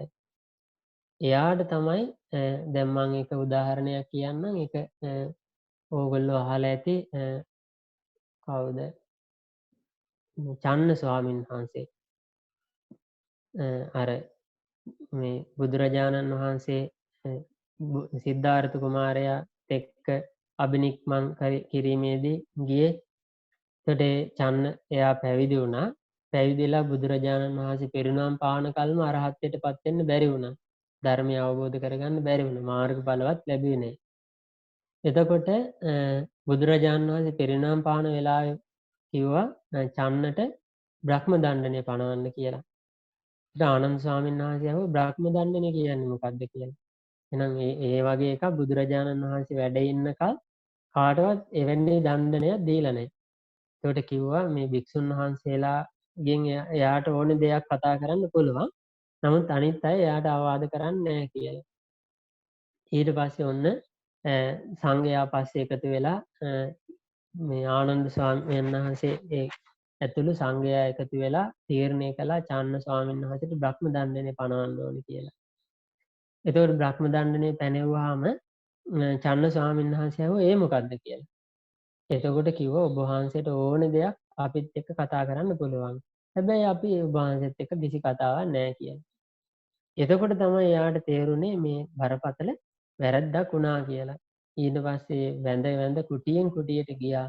අනේ ස්වාමීනි මට අවවාද කරනසේක්වා මට අනුශාසනා කරනසේක්වා කියලා. එතකොට වැඩිහිටි තේර භික්ෂුන් වහන්සේලා කිව්වා චන්න බොහොම හොඳයි. මේ ඔබ මේ වැරදින් නැගී සිටියා බොහොම හොඳයි කියලා. එතකොට චන්න ස්වාමීන් වහන්සේට එතකොට කියන චන්න ස්වාමීන් වහන්සේ කිව්වා අනේ ස්වාමීනි මට ධර්මය අවබෝධ කරන හැටි කියලා දෙන්න කියලා. එතකොට ස්වාමීන් වහන්සේලා කිව්වා චන්න මේ රූප වේදනා සංඥා සංකාර විඥාන කියලා උපාදානස්කන්ධ පහක් තියෙනවා. මේක අනිත්‍යයි වෙනස් වෙනවා. මේක මම නොවේ මගේ නොවේ ආදී වශයෙන් දකින්න අවබෝධ කරගන්න එතකොට ධර්මය අවබෝධ වෙනවා කියලා. ඉතින් මේ අවවාදය අහගෙන උන්වහන්සේ කුටියට ගියා. කුටියට ගිහින් කල්පනා කළා හරි. උපාදානස්කන්ධ පහ රූප වේදනා සංඥා සංකාර විඥාන කියලා මේ උපාදානස්කන්ධ පහක් තියෙනවා. හරි ඒකත් මම දන්නවා. මේකත් අනිත්‍ය තමයි. මේක අනිත්‍යයි කියලා මම දන්නවා. ඉතින් මේක අනිත්‍යයි කියලා මම දැනගත්තට දැන් මේක අනිත්‍යයි කියලා තේරුම් ගත්තොත් ධර්මය අවබෝධ වෙනවා කියලානේ අනුශාසනා කළේ. එතකොට කල්පනා කළා ඉතින් මාත් දන්නවා මේක අනිත්‍යයි කියලා. ඉතින් මට ධර්මය අවබෝධ වෙන්නේ නැහනේ. අන්න හිතන්න පටන් ගත්තා. දැන් බලන්න අපි කොයිතරම් ඇස අනිත්‍යයි කන අනිත්‍යයි නාසය අනිත්‍යයි මේක අනිත්‍යයි කියලා අවබෝධ කරොත් සෝතාපන්න වෙනවා. මේ ආදී වශයෙන් අපි කොයිතරම් ඉගෙන ගන්නවා. නමුත් අපිට හිතුන්නේ නැහැ ඉතින් මාත් දන්නවනේ මේක අනිත්‍යයි කියලා. මාත් දන්නවනේ මේක වෙනස් වෙනවා කියලා. මේක මැරිලා යනවා කියලා අපිත් දන්නවනේ. නමුත් අපි සෝතාපන්න නැහැනේ කියන ප්‍රශ්නේ අපට ආවේ නැහැ. නමුත් බලන්න චන්න ස්වාමීන් වහන්සේට මාන්නේ තිබුණාට යෝනිසෝ මනසිකාරයක් තිබුණා. ඉතින් උන්වහන්සේට ප්‍රශ්නය දැන් හිතුණා දැන් මේක මං අනිත්‍යයි කියලා දන්නවා. දැනගත්තට මේක මට අවබෝධ වෙන්නේ නැහැ. ඇයි අවබෝධ වෙන්නේ නැත්තේ කියලා උන්වහන්සේ කල්පනා කරන්න පටන් ගත්තා. කල්පනා කරනකොට දැන් මේක වැටහෙන්නේ නැහැ, තේරෙන්නේ නැහැ. උන්වහන්සේට හිතුණා මං කාලඟටද යන්න ඕනේ මේක අහගන්න. දැන් යන්න බුදුරජාණන් වහන්සේත් නැහැ. උන්වහන්සේ කල්පනා කළා මං කාගෙන්ද අහන්න ඕනේ. එතකොට මතක් වුණා ඔන්න ආනන්ද ස්වාමීන් වහන්සේ. අන්න කල්යාණ මිත්‍රයාගේ අවශ්‍යතාවය ඇති වුණා. ඇයි අවශ්‍යතාවය ඇති වුණේ? අර ප්‍රශ්නේ ආපු නිසා. ඒකට ඒ බඳු ප්‍රශ්නයක් උන්වහන්සේට ආවේ කල්පනා විමසපු නිසානේ. අන්න ආනන්ද ස්වාමීන් වහන්සේ හොයාගෙන ගියා. ආනන්ද ස්වාමීන් වහන්සේ ධර්මයේ කියා දුන්න අරහත්ත්වයටපත් වුණා.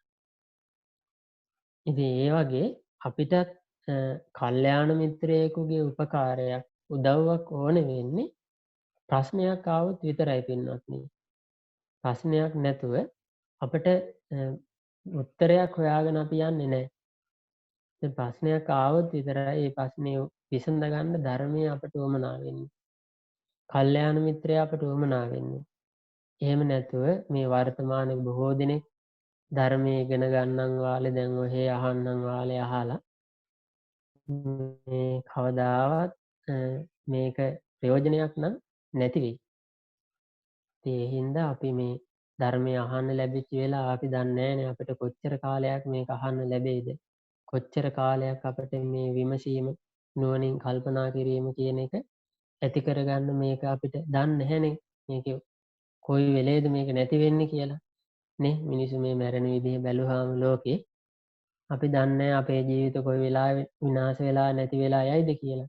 ඊට කලින් අපි බලන්න ඕනේ අර සංසාරයෙන් අපි අර කතා කරේ බලවත් අකුසල් තියනවා නම් ඒවා යටපත් කරන තරමේ කුසලයක් උපද්දවා ගන්න. ඒකට ඒ බඳු කුසලයක් උපදින්නේ යෝනිසෝ මනසිකාරයෙන්. ඒකට ඒ යෝනිසෝ මනසිකාරය කියන දේ ඇති කරගන්න තමයි අපි මහන්සි වෙන්න ඕනේ. එරුවන් සන්නයි ස්වාමීන් වහන්සේ තව ප්‍රශ්නයක් තියෙනවා ස්වාමීන් වහන්සේ.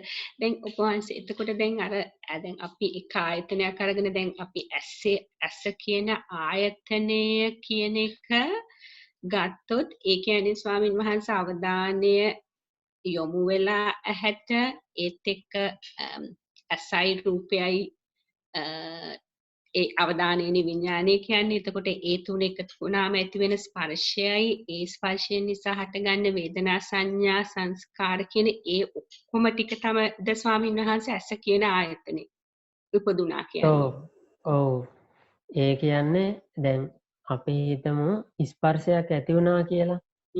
දැන් මෙහෙම ගන්නකෝ. දැන් දැන් අපි ඕක දිහා මේ දැන් බලාගෙන ඉන්නවා. මේ දේශනා දැන් කරන දිහා ඔබ බලාගෙන ඉන්නවා. බලන් ඉන්නකොට කවුරු හරි ඔබට ඈතින් කතා කරනවා. එතකොට මොකද වෙන්නේ? ඒක කනට යොමු වෙනවා. කනට යොමු වෙච්ච ගමන් කනයි සද්දය විඥානය එකතු වෙච්ච ගමන් එතකොට අපි ඒකට ප්‍රතිචාර දක්වනවානේ. නේද? එක්ක හැරිලා බලනවා. එහෙම නැත්නම් ඒ අහන දෙයට උත්තර දෙනවා. එතකොට අපි ඒක හඳුනාගත්තා කියන්නේ ඇසයි කනයි සද්දයයි විඥානය එකතු වුණා. එකතු වෙච්ච ගමන්ම ඒකට මෙච්චර කාලෙකින් කියලා කියන්න බෑ. ඒ සැනින්ම අපි ඒක වින්දා හඳුනාගත්තා චේතනා පහල කරා ඊට අනුව ක්‍රියාත්මකත් වුණා.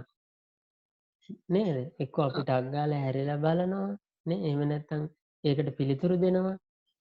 එතකොට දැන් බලන්න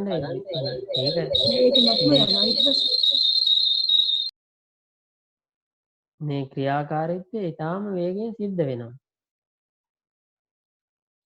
ඉතින් ඒ නිසා අපි අර මහන්සි වෙන්න ඕනේ මේ කියන්නේ දැන් අර වෙන වෙනම මේවා ඉගෙන ගත්ත මේක එකකට එකක් සම්බන්ධයි මේ හැම දෙයක්ම. ඒකට ආයතනය කියන එක උපදින්නෙම ස්පර්ශයක් ඉපදීමෙන් කියන එක අපි තේරුම් ගන්න ඕනේ. දැන් ඇහැ රූප කනයි සද්දය විඥානය එකතු වෙච්ච ගමන් නාම රූප ක්‍රියාකාරීත්වයේ කන ඔස්සේ නම් ක්‍රියාත්මක වෙන්නේ. ඒ වෙලාවට ඇස කියන එක ආයතනයක් නෙමෙයි. ඒ වෙලාවට අපිට ඇහෙන් රූප පේන්නේ නැහැ. ඒකට ඇහෙන් රූප පේන්නේ ඇහැ රූපේ විඥානය එකතු වෙන්න ඕනේ. එතකොට බලන්න මේ වේගින් මේ ක්‍රියාකාරීත්වය වෙනස් වෙනවා. ඒ කියන්නේ ස්වාමීන් වහන්සේ අර ෂණයෙන් ඒක සිද්ධ වෙලා ඒක ඉවර වෙලා ආපහු මම මෙතනට ඇවිල්ලා බණක් අහනවා. එතකොට අර ඒ වගේ එතකොට එහෙම එක ෂණයෙන් බොහොම ශීඝ්‍රයෙන් සිද්ධ වෙනවා කියන එක නේද? ඔව් ඉතින් ඒකයි ඇසේ හට ගැනීම නැතිවීම කියන එක බුදුරජාණන් වහන්සේ දකින්න කිව්වේ ඒකනේ. ඉතින් බුදුරජාණන් වහන්සේ දේශනා කළේ ඇසේ හට ගැනීම නැතිවීම දැක්කත් සෝතාපන්න වෙනවා කියලා. එතකොට ඇසේ හට ගැනීම ඔය අපි කතා කරපු ඔය නාම රූප එහෙම නැත්නම් ස්පර්ශය හට ගැනීමෙන් හට ගන්නවා. ස්පර්ශය නැතිවීමෙන් නැති වෙනවා. එතකොට මෙච්චර කාලයක් පැවතිලා නැති වෙනවා කියලා අපිට කාලයක් පනවන්නත් බෑ. වේගෙන් සිද්ධ වෙනවා ඒක. ස්වාමීන් වහන්සේ තව එක ප්‍රශ්නයක් තියෙනවා අවසරයි ස්වාමීන් වහන්සේ. ඔබ වහන්සේ කිව්වා අර රූපය අපි හැමතිස්සෙම ශරීරයට එකතු කරලා ගන්නවා කියලා දැන් කිව්වනේ ස්වාමීන් වහන්සේ අර ශරීරය. ඒකට අපි ඒක එහෙම කරන්නේ නැතුවනේ හැමතිස්සෙම අපි නිකන් ඒක රූපය කියන එක පඨවි ආපෝ තේජෝ වායෝ කියන පැත්තෙන් පුහුණු කරන එකද වටින්නේ කොහොමද ඒක ස්වාමීන් වහන්සේ? ඒ කියන්නේ ශරීරය සමාන කරන්නේ නැතුව. මෙහෙමයි දේශනාවේ තියෙන්නේ බුදුරජාණන් වහන්සේ පෙන්නලා තියෙන්නේ දැන් පඨවි ධාතු ගත්තොත් කක්කලං කරිගතං උපාදින්න. එතකොට කර්කශ ගොරෝසු දේ උපාදාන කර ගැනීම. ඉතින් අර ගොඩාක් අය මේ උපාදාන කියන එක ගන්නෙ නැහැ. ගොඩක් අය අර දැන් කර්කශ දේ හැටියට ඊට පස්සේ විස්තර කරනවා කේසා ලෝමා නඛා දන්තා ওই විදිහට. ඒකට මේ දේවල් උපාදාන කර ගැනීම තමයි රූපය වෙන්නේ. එතකොට අපි උපාදාන කරගන්නේ ස්පර්ශයක් එක්කනේ එක්ක ඇසෙන් කනෙන් විශේෂයෙන්ම මනසින් තමයි අපි උපාදාන කරගන්නේ. එතකොට මානසිකව දැන් බුදුරජාණන් වහන්සේ දේශනා කළේ පංච උපාදානස්කන්ධය හටගන්නේ පංච උපාදානස්කන්ධය ගැන දැන් කියන්න ගියොත් ඒකත් වෙනම දේශනාවක් වෙයි. මේ දැන් බුදුරජාණන් වහන්සේ දේශනා කළේ පංච උපාදානස්කන්ධය හටගන්නේ ආයතන ඔස්සේ.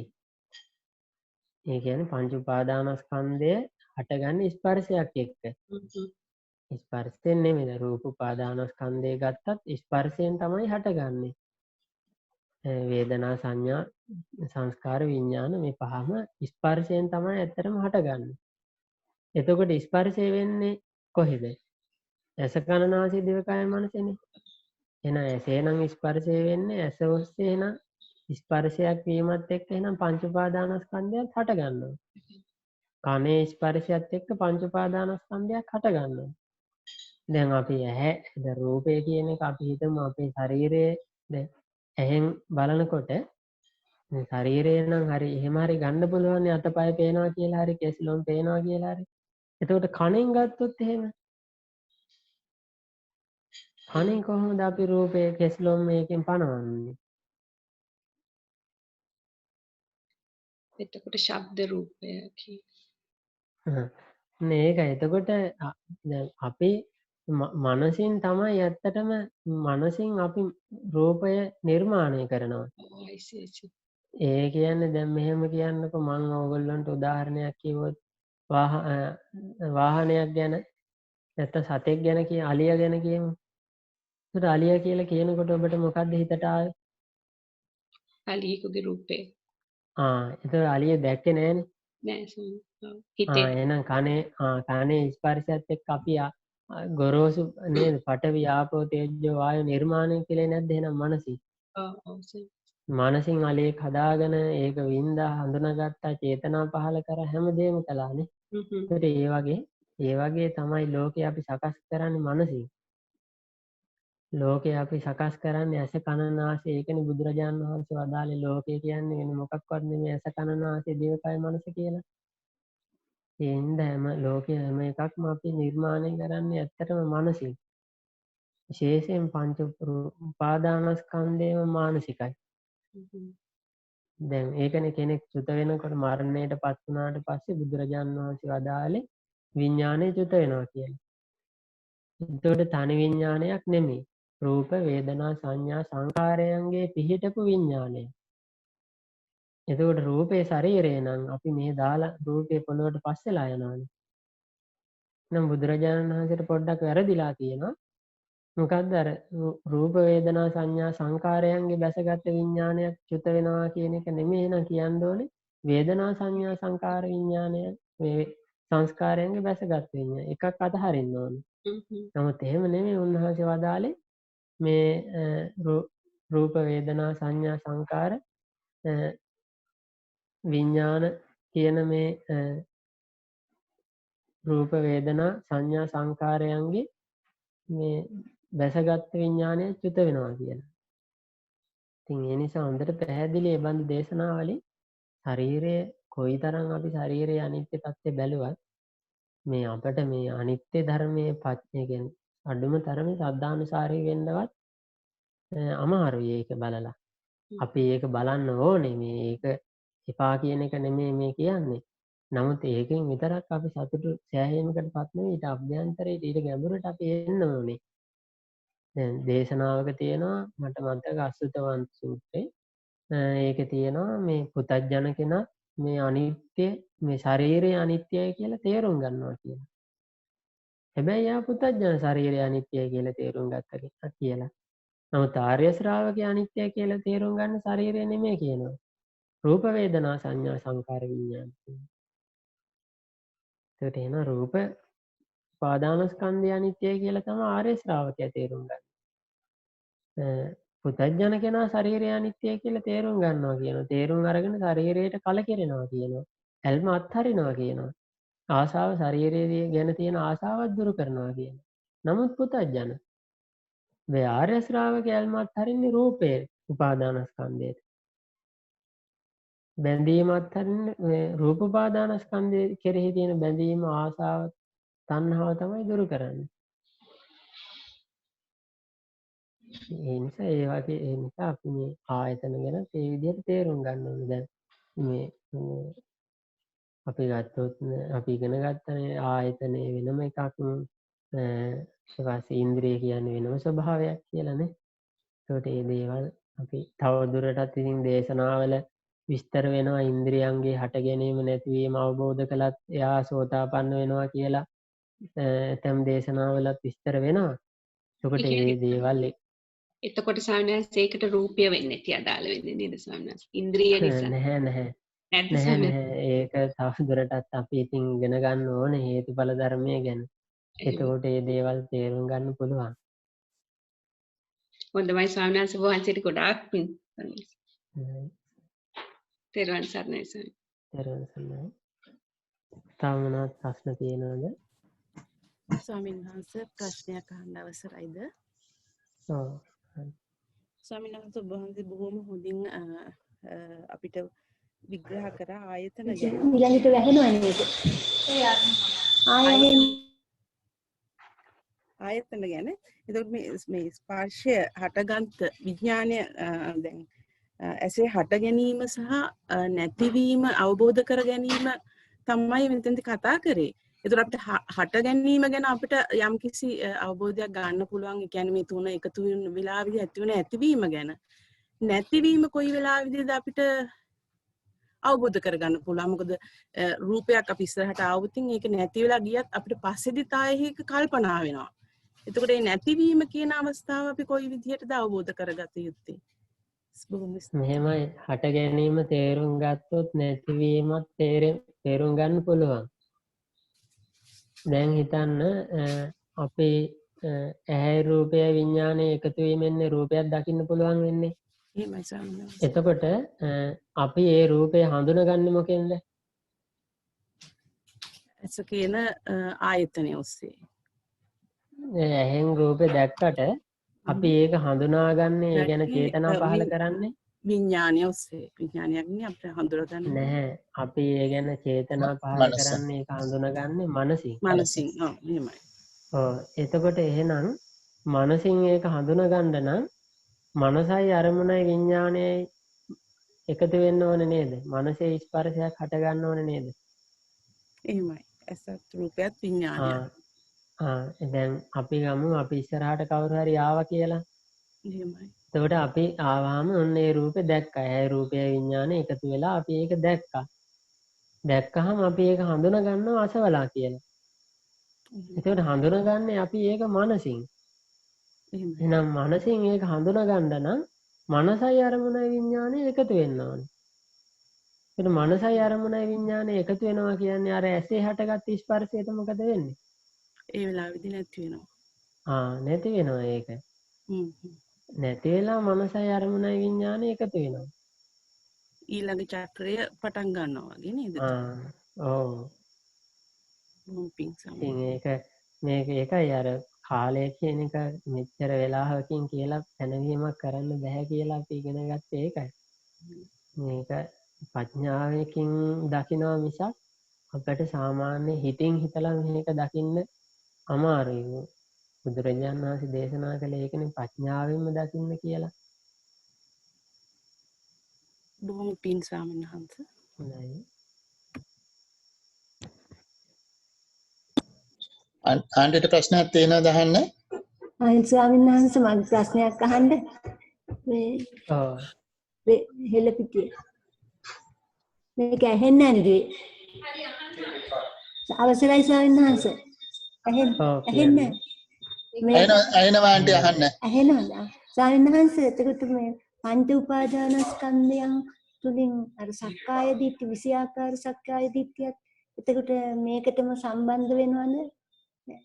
ඒ පිටිබඳ පැහැදිලි අවබෝධයක් ලබා දෙන්න. විෂයාකාර සක්කාය දිට්ඨිය කියන එක මෝහය තුලින් ඇත්තට නෑ විෂයාකාර සක්කාය දිට්ඨිය දුරු වෙන්නේ සම්මා දිට්ඨියත් එක්ක. ඉතින් අර විෂයාකාර සක්කාය දිට්ඨිය දුරු වෙනවා මේ අනිත්‍ය ස්වභාවය දැකීමෙන්. මොකද විෂයාකාර සක්කාය දිට්ඨිය කියන එක අපි දැන් අර මමත්වය කියන එක කියන්නේ මගේ රූපය මේ රූපය මම රූපය තුළ මා ඉන්නවා මේ ආදී වශයෙන් අර මමත්වයෙන් යමක් අපේ බැසගෙනම තියෙනවා. ඒ කියන්නේ අපි මේක හිතන එකක් විතරක් නෙමෙයි. අපි අනිත්‍යයි අනිත්‍යයි කියලා හිතුවා කියලා ඒ සක්කාය දිට්ඨිය දුරු වෙන්නේ නැහැ. අනිත්‍ය බව දකින්නම ඕනේ.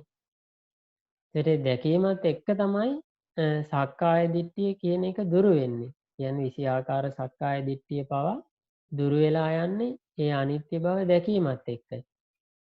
ඉතින් එහෙම නැතුව අර ඒ කියන්නේ බුදුරජාණන් වහන්සේ දේශනා කරන්නේ අර බලුකුක්කෙක් දන්වැලක ගැට ගහලා කණුවක බැඳා වගේ කියලා. එයා කොහේ ගියත් කැරකිලා එන්නේ අර කණුව ළඟටමයි. ඒ වගේ පංච උපාදානස්කන්ධය වටේම තමයි අපි කැරකෙන්නේ. ඉතින් මේක මේ බන්ධනේ ලෙහෙන්නේ ඒ කියන්නේ මේ පංච උපාදානස්කන්ධය අනිත්‍යයි කියලා දකින්න ඕනේ. අනිත්‍යයි කියලා හිතුවා කියලා මේක විසඳුමක් නෙමෙයි. අපි පුරුදු වෙන්න එහෙම හිතන්න ඕනේ මූලික වශයෙන්. නමුත් දකින්න මහන්සි ගන්න ඕනේ යෝනිසෝ මනසිකාරයත් එක්ක මේ බුදුරජාණන් වහන්සේගේ ධර්මයේ ඉගෙනගෙන.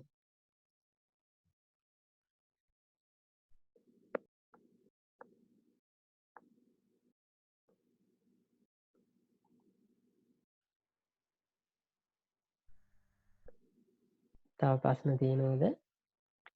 එහෙමයි ස්වාමින් වහන්සේ අවසරයි ස්වාමින් වහන්සේ. මට තියෙන ප්‍රශ්නේ මේ සක්කාය දිට්ඨිය නැති කරන්න ඇත්තටම අපි ගෙදර එදිනෙදා ජීවිතයේදී කොහොමද ඒක පුහුණු කරන්නේ? ඇත්තටම අර කාර්යබහුල ජීවිතයත් එක්ක ඒක චුට්ටක් පැහැදිලි කරන්න පුළුවන්ද?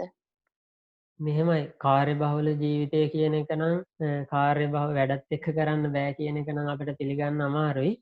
මේ ඇත්තටම මේ වගේ ප්‍රශ්නයක් තියෙන්නේ අපි ධර්මයේ කියන්නේ මොකක්ද කියලා දන්නේ නැති නිසා. ගොඩක් අය ධර්මයේ හැසිරෙනවා කියලා හිතන්නේ මේ සුදු රෙද්දක් පොරවගෙන යම වැඩක්ම නතර කළා මේ අර කකුල් දෙක නහාගෙන වාඩි වෙලා ඇස් දෙක පියාගෙන ඉන්න එක කියලා. ඉතින් නමුත් බුදුරජාණන් වහන්සේ කාලේ ශ්‍රාවකයන්ගේ ජීවිත බැලුවාම ඒත් ගොඩාක් වැඩ කළා තියෙනවා. දැන් උදාහරණයක් හැටියට ගත්තොත් විසාකා ළමයි 32ක් ඉඳලා තියෙනවා. ඊට පස්සේ එයාගේ අර ජීවිත කතාව ගැන තියෙනවා. ඒ ගෙදර එයා නින්දට යන්නේ සියලු දෙනාම වැඩ කරන අන්තිම කෙනත් නිදාගත්තට පස්සේ කියනවා. ළමයින්ගේ වැඩ කටයුතුත් ඔක්කොම හොයලා බලනවා කියනවා. ඒ විතරක් නෙමෙයි බුද්ධ උපස්ථාන සංඝ උපස්ථාන ගෙදර හැමදාම 509කට දානි දුන්නා. එතකොට හිතලා බලන්නකො කොයිතරම් වැඩ කොටසක් බලන්න නැද්ද කියලා. එතකොට අර වැඩ නෙමෙයි මෙතන තියෙන ප්‍රශ්නේ යම් කිසි විවේක බවක් ඕනේ මං කියන්නේ ඒක උවමනා නැහැ කියන එක. නිදහසක් විවේකයක් ඕනේ. නමුත් අපිට ගොඩාක්ම වැදගත් වෙන්නේ මේ අපි කල්පනා කරන්න පුරුදු වෙන්න ඕනේ. මේ විමසන්න පුරුදු වීම තමයි ගොඩක්ම වැදගත් වෙන්නේ.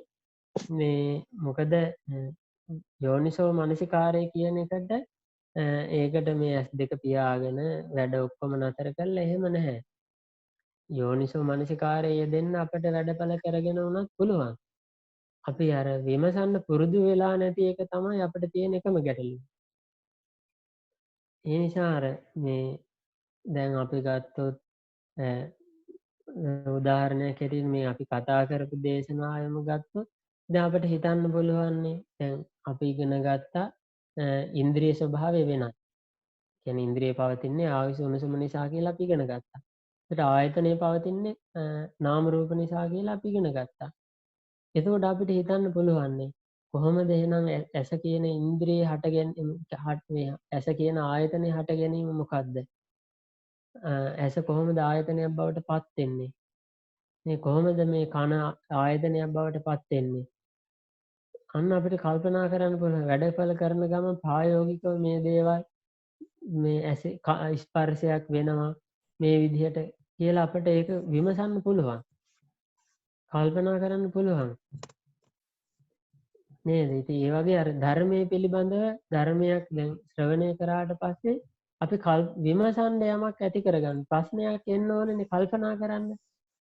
අර චන්න ස්වාමීන් වහන්සේ දැන් පංච උපාදානස්කන්ධය අනිත්‍යයි කියලා ඉගෙන ගත්තට පස්සේ ආමාත් අනිත්‍යයි කියලා දන්නවනේ. නමුත් මේක මට අවබෝධ වෙන්නේ නැහෙනි කියලා අර ප්‍රශ්නේ ආවේ. ඒකට උන්වහන්සේ හිතුවනේ. ඒ වගේ අපි හිතන්න යම දේශනාවක් ඇහුවට පස්සේ අපි හිතන්න යමක් හිතන්න මේකේ මොකද්ද තියෙන්නේ? මේකේ මොකද්ද කල්පනා කරන්න මේ විමසලා තේරුම් ගන්න මේකේ මොකද්ද කාරණා කියන එකක් අරගෙන අන්න ඒක තේරුම් ගැනීම පිණිස වෑයම් කරන්න ඕනේ. ඒකට මම හිතන්නේ විවේකයක් ඒකට මේ අතුපතු ගාන ගමන් කෑම හදන ගමන් රස්සාවට යන ගමන් වුණත් ඒක කරන්න පුළුවන්. අර හිතන්න පුරුදු වෙන්න ඕනේ, විමසන්න පුරුදු වෙන එක තමයි කරන්න ඕනේ ඉස්සල්ලාම. පැහැදිලිද? එහෙමයි ස්වාමීන් වහන්සේ. තෙරුවන් සරණයි.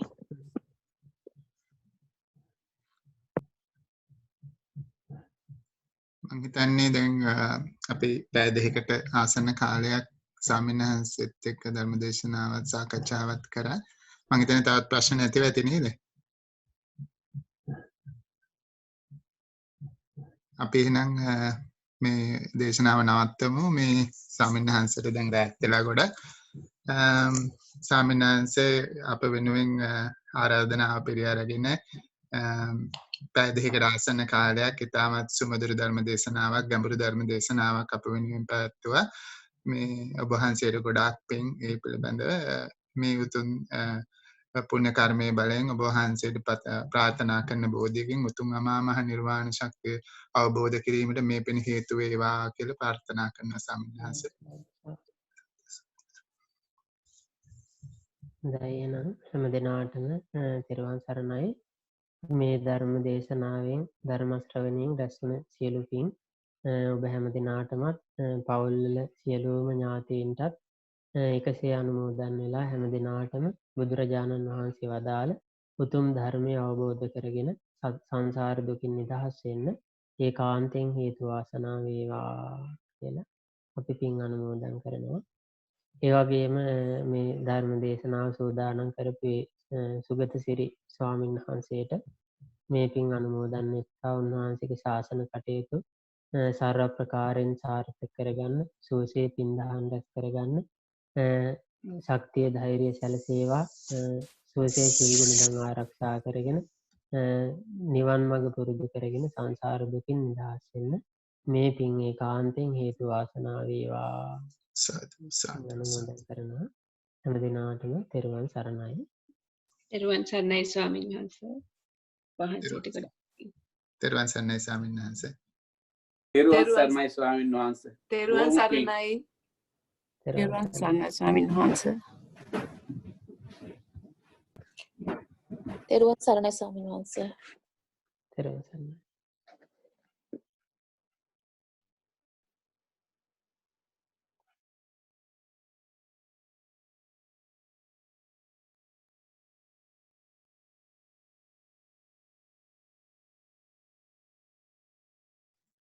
අපි ආයෙත් එකට උපාලි අයියා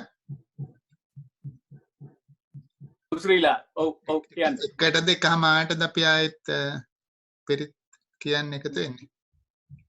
මේකේ ස්කෙඩියුල් එකේ තියෙන්නේ කීයද? මට මතක නෑ ඒක. මට මතක එකමාරනේ. එකමාරද? අපි එකමාරට ජොයින් වෙමු මේ පිරිත් දේශනාවට. හරි. ශ්‍රීලාල් දානවන්නේ ස්ක්‍රීන් එකට නේ? ඔව් මම ෂෙයා කරන්න. හරි එකමාරට එනවා. එකමාරට. හරි මල්ලි. හරි. ස්වාමීන් වහන්සේ නම් අපි ස්වාමීන් වහන්සේ ගියා නේද? ඔව්. සුගසිරිය හැමදේම ඩිස්කනෙක්ට් වුණා. ඔව් අපි නම් මේ එකමාරට ජොයින් වෙමු අය. හරි. තෙරුවන් සරණයි සියලු දෙනා. තෙරුවන් සරණයි. මේක තියෙන්නේ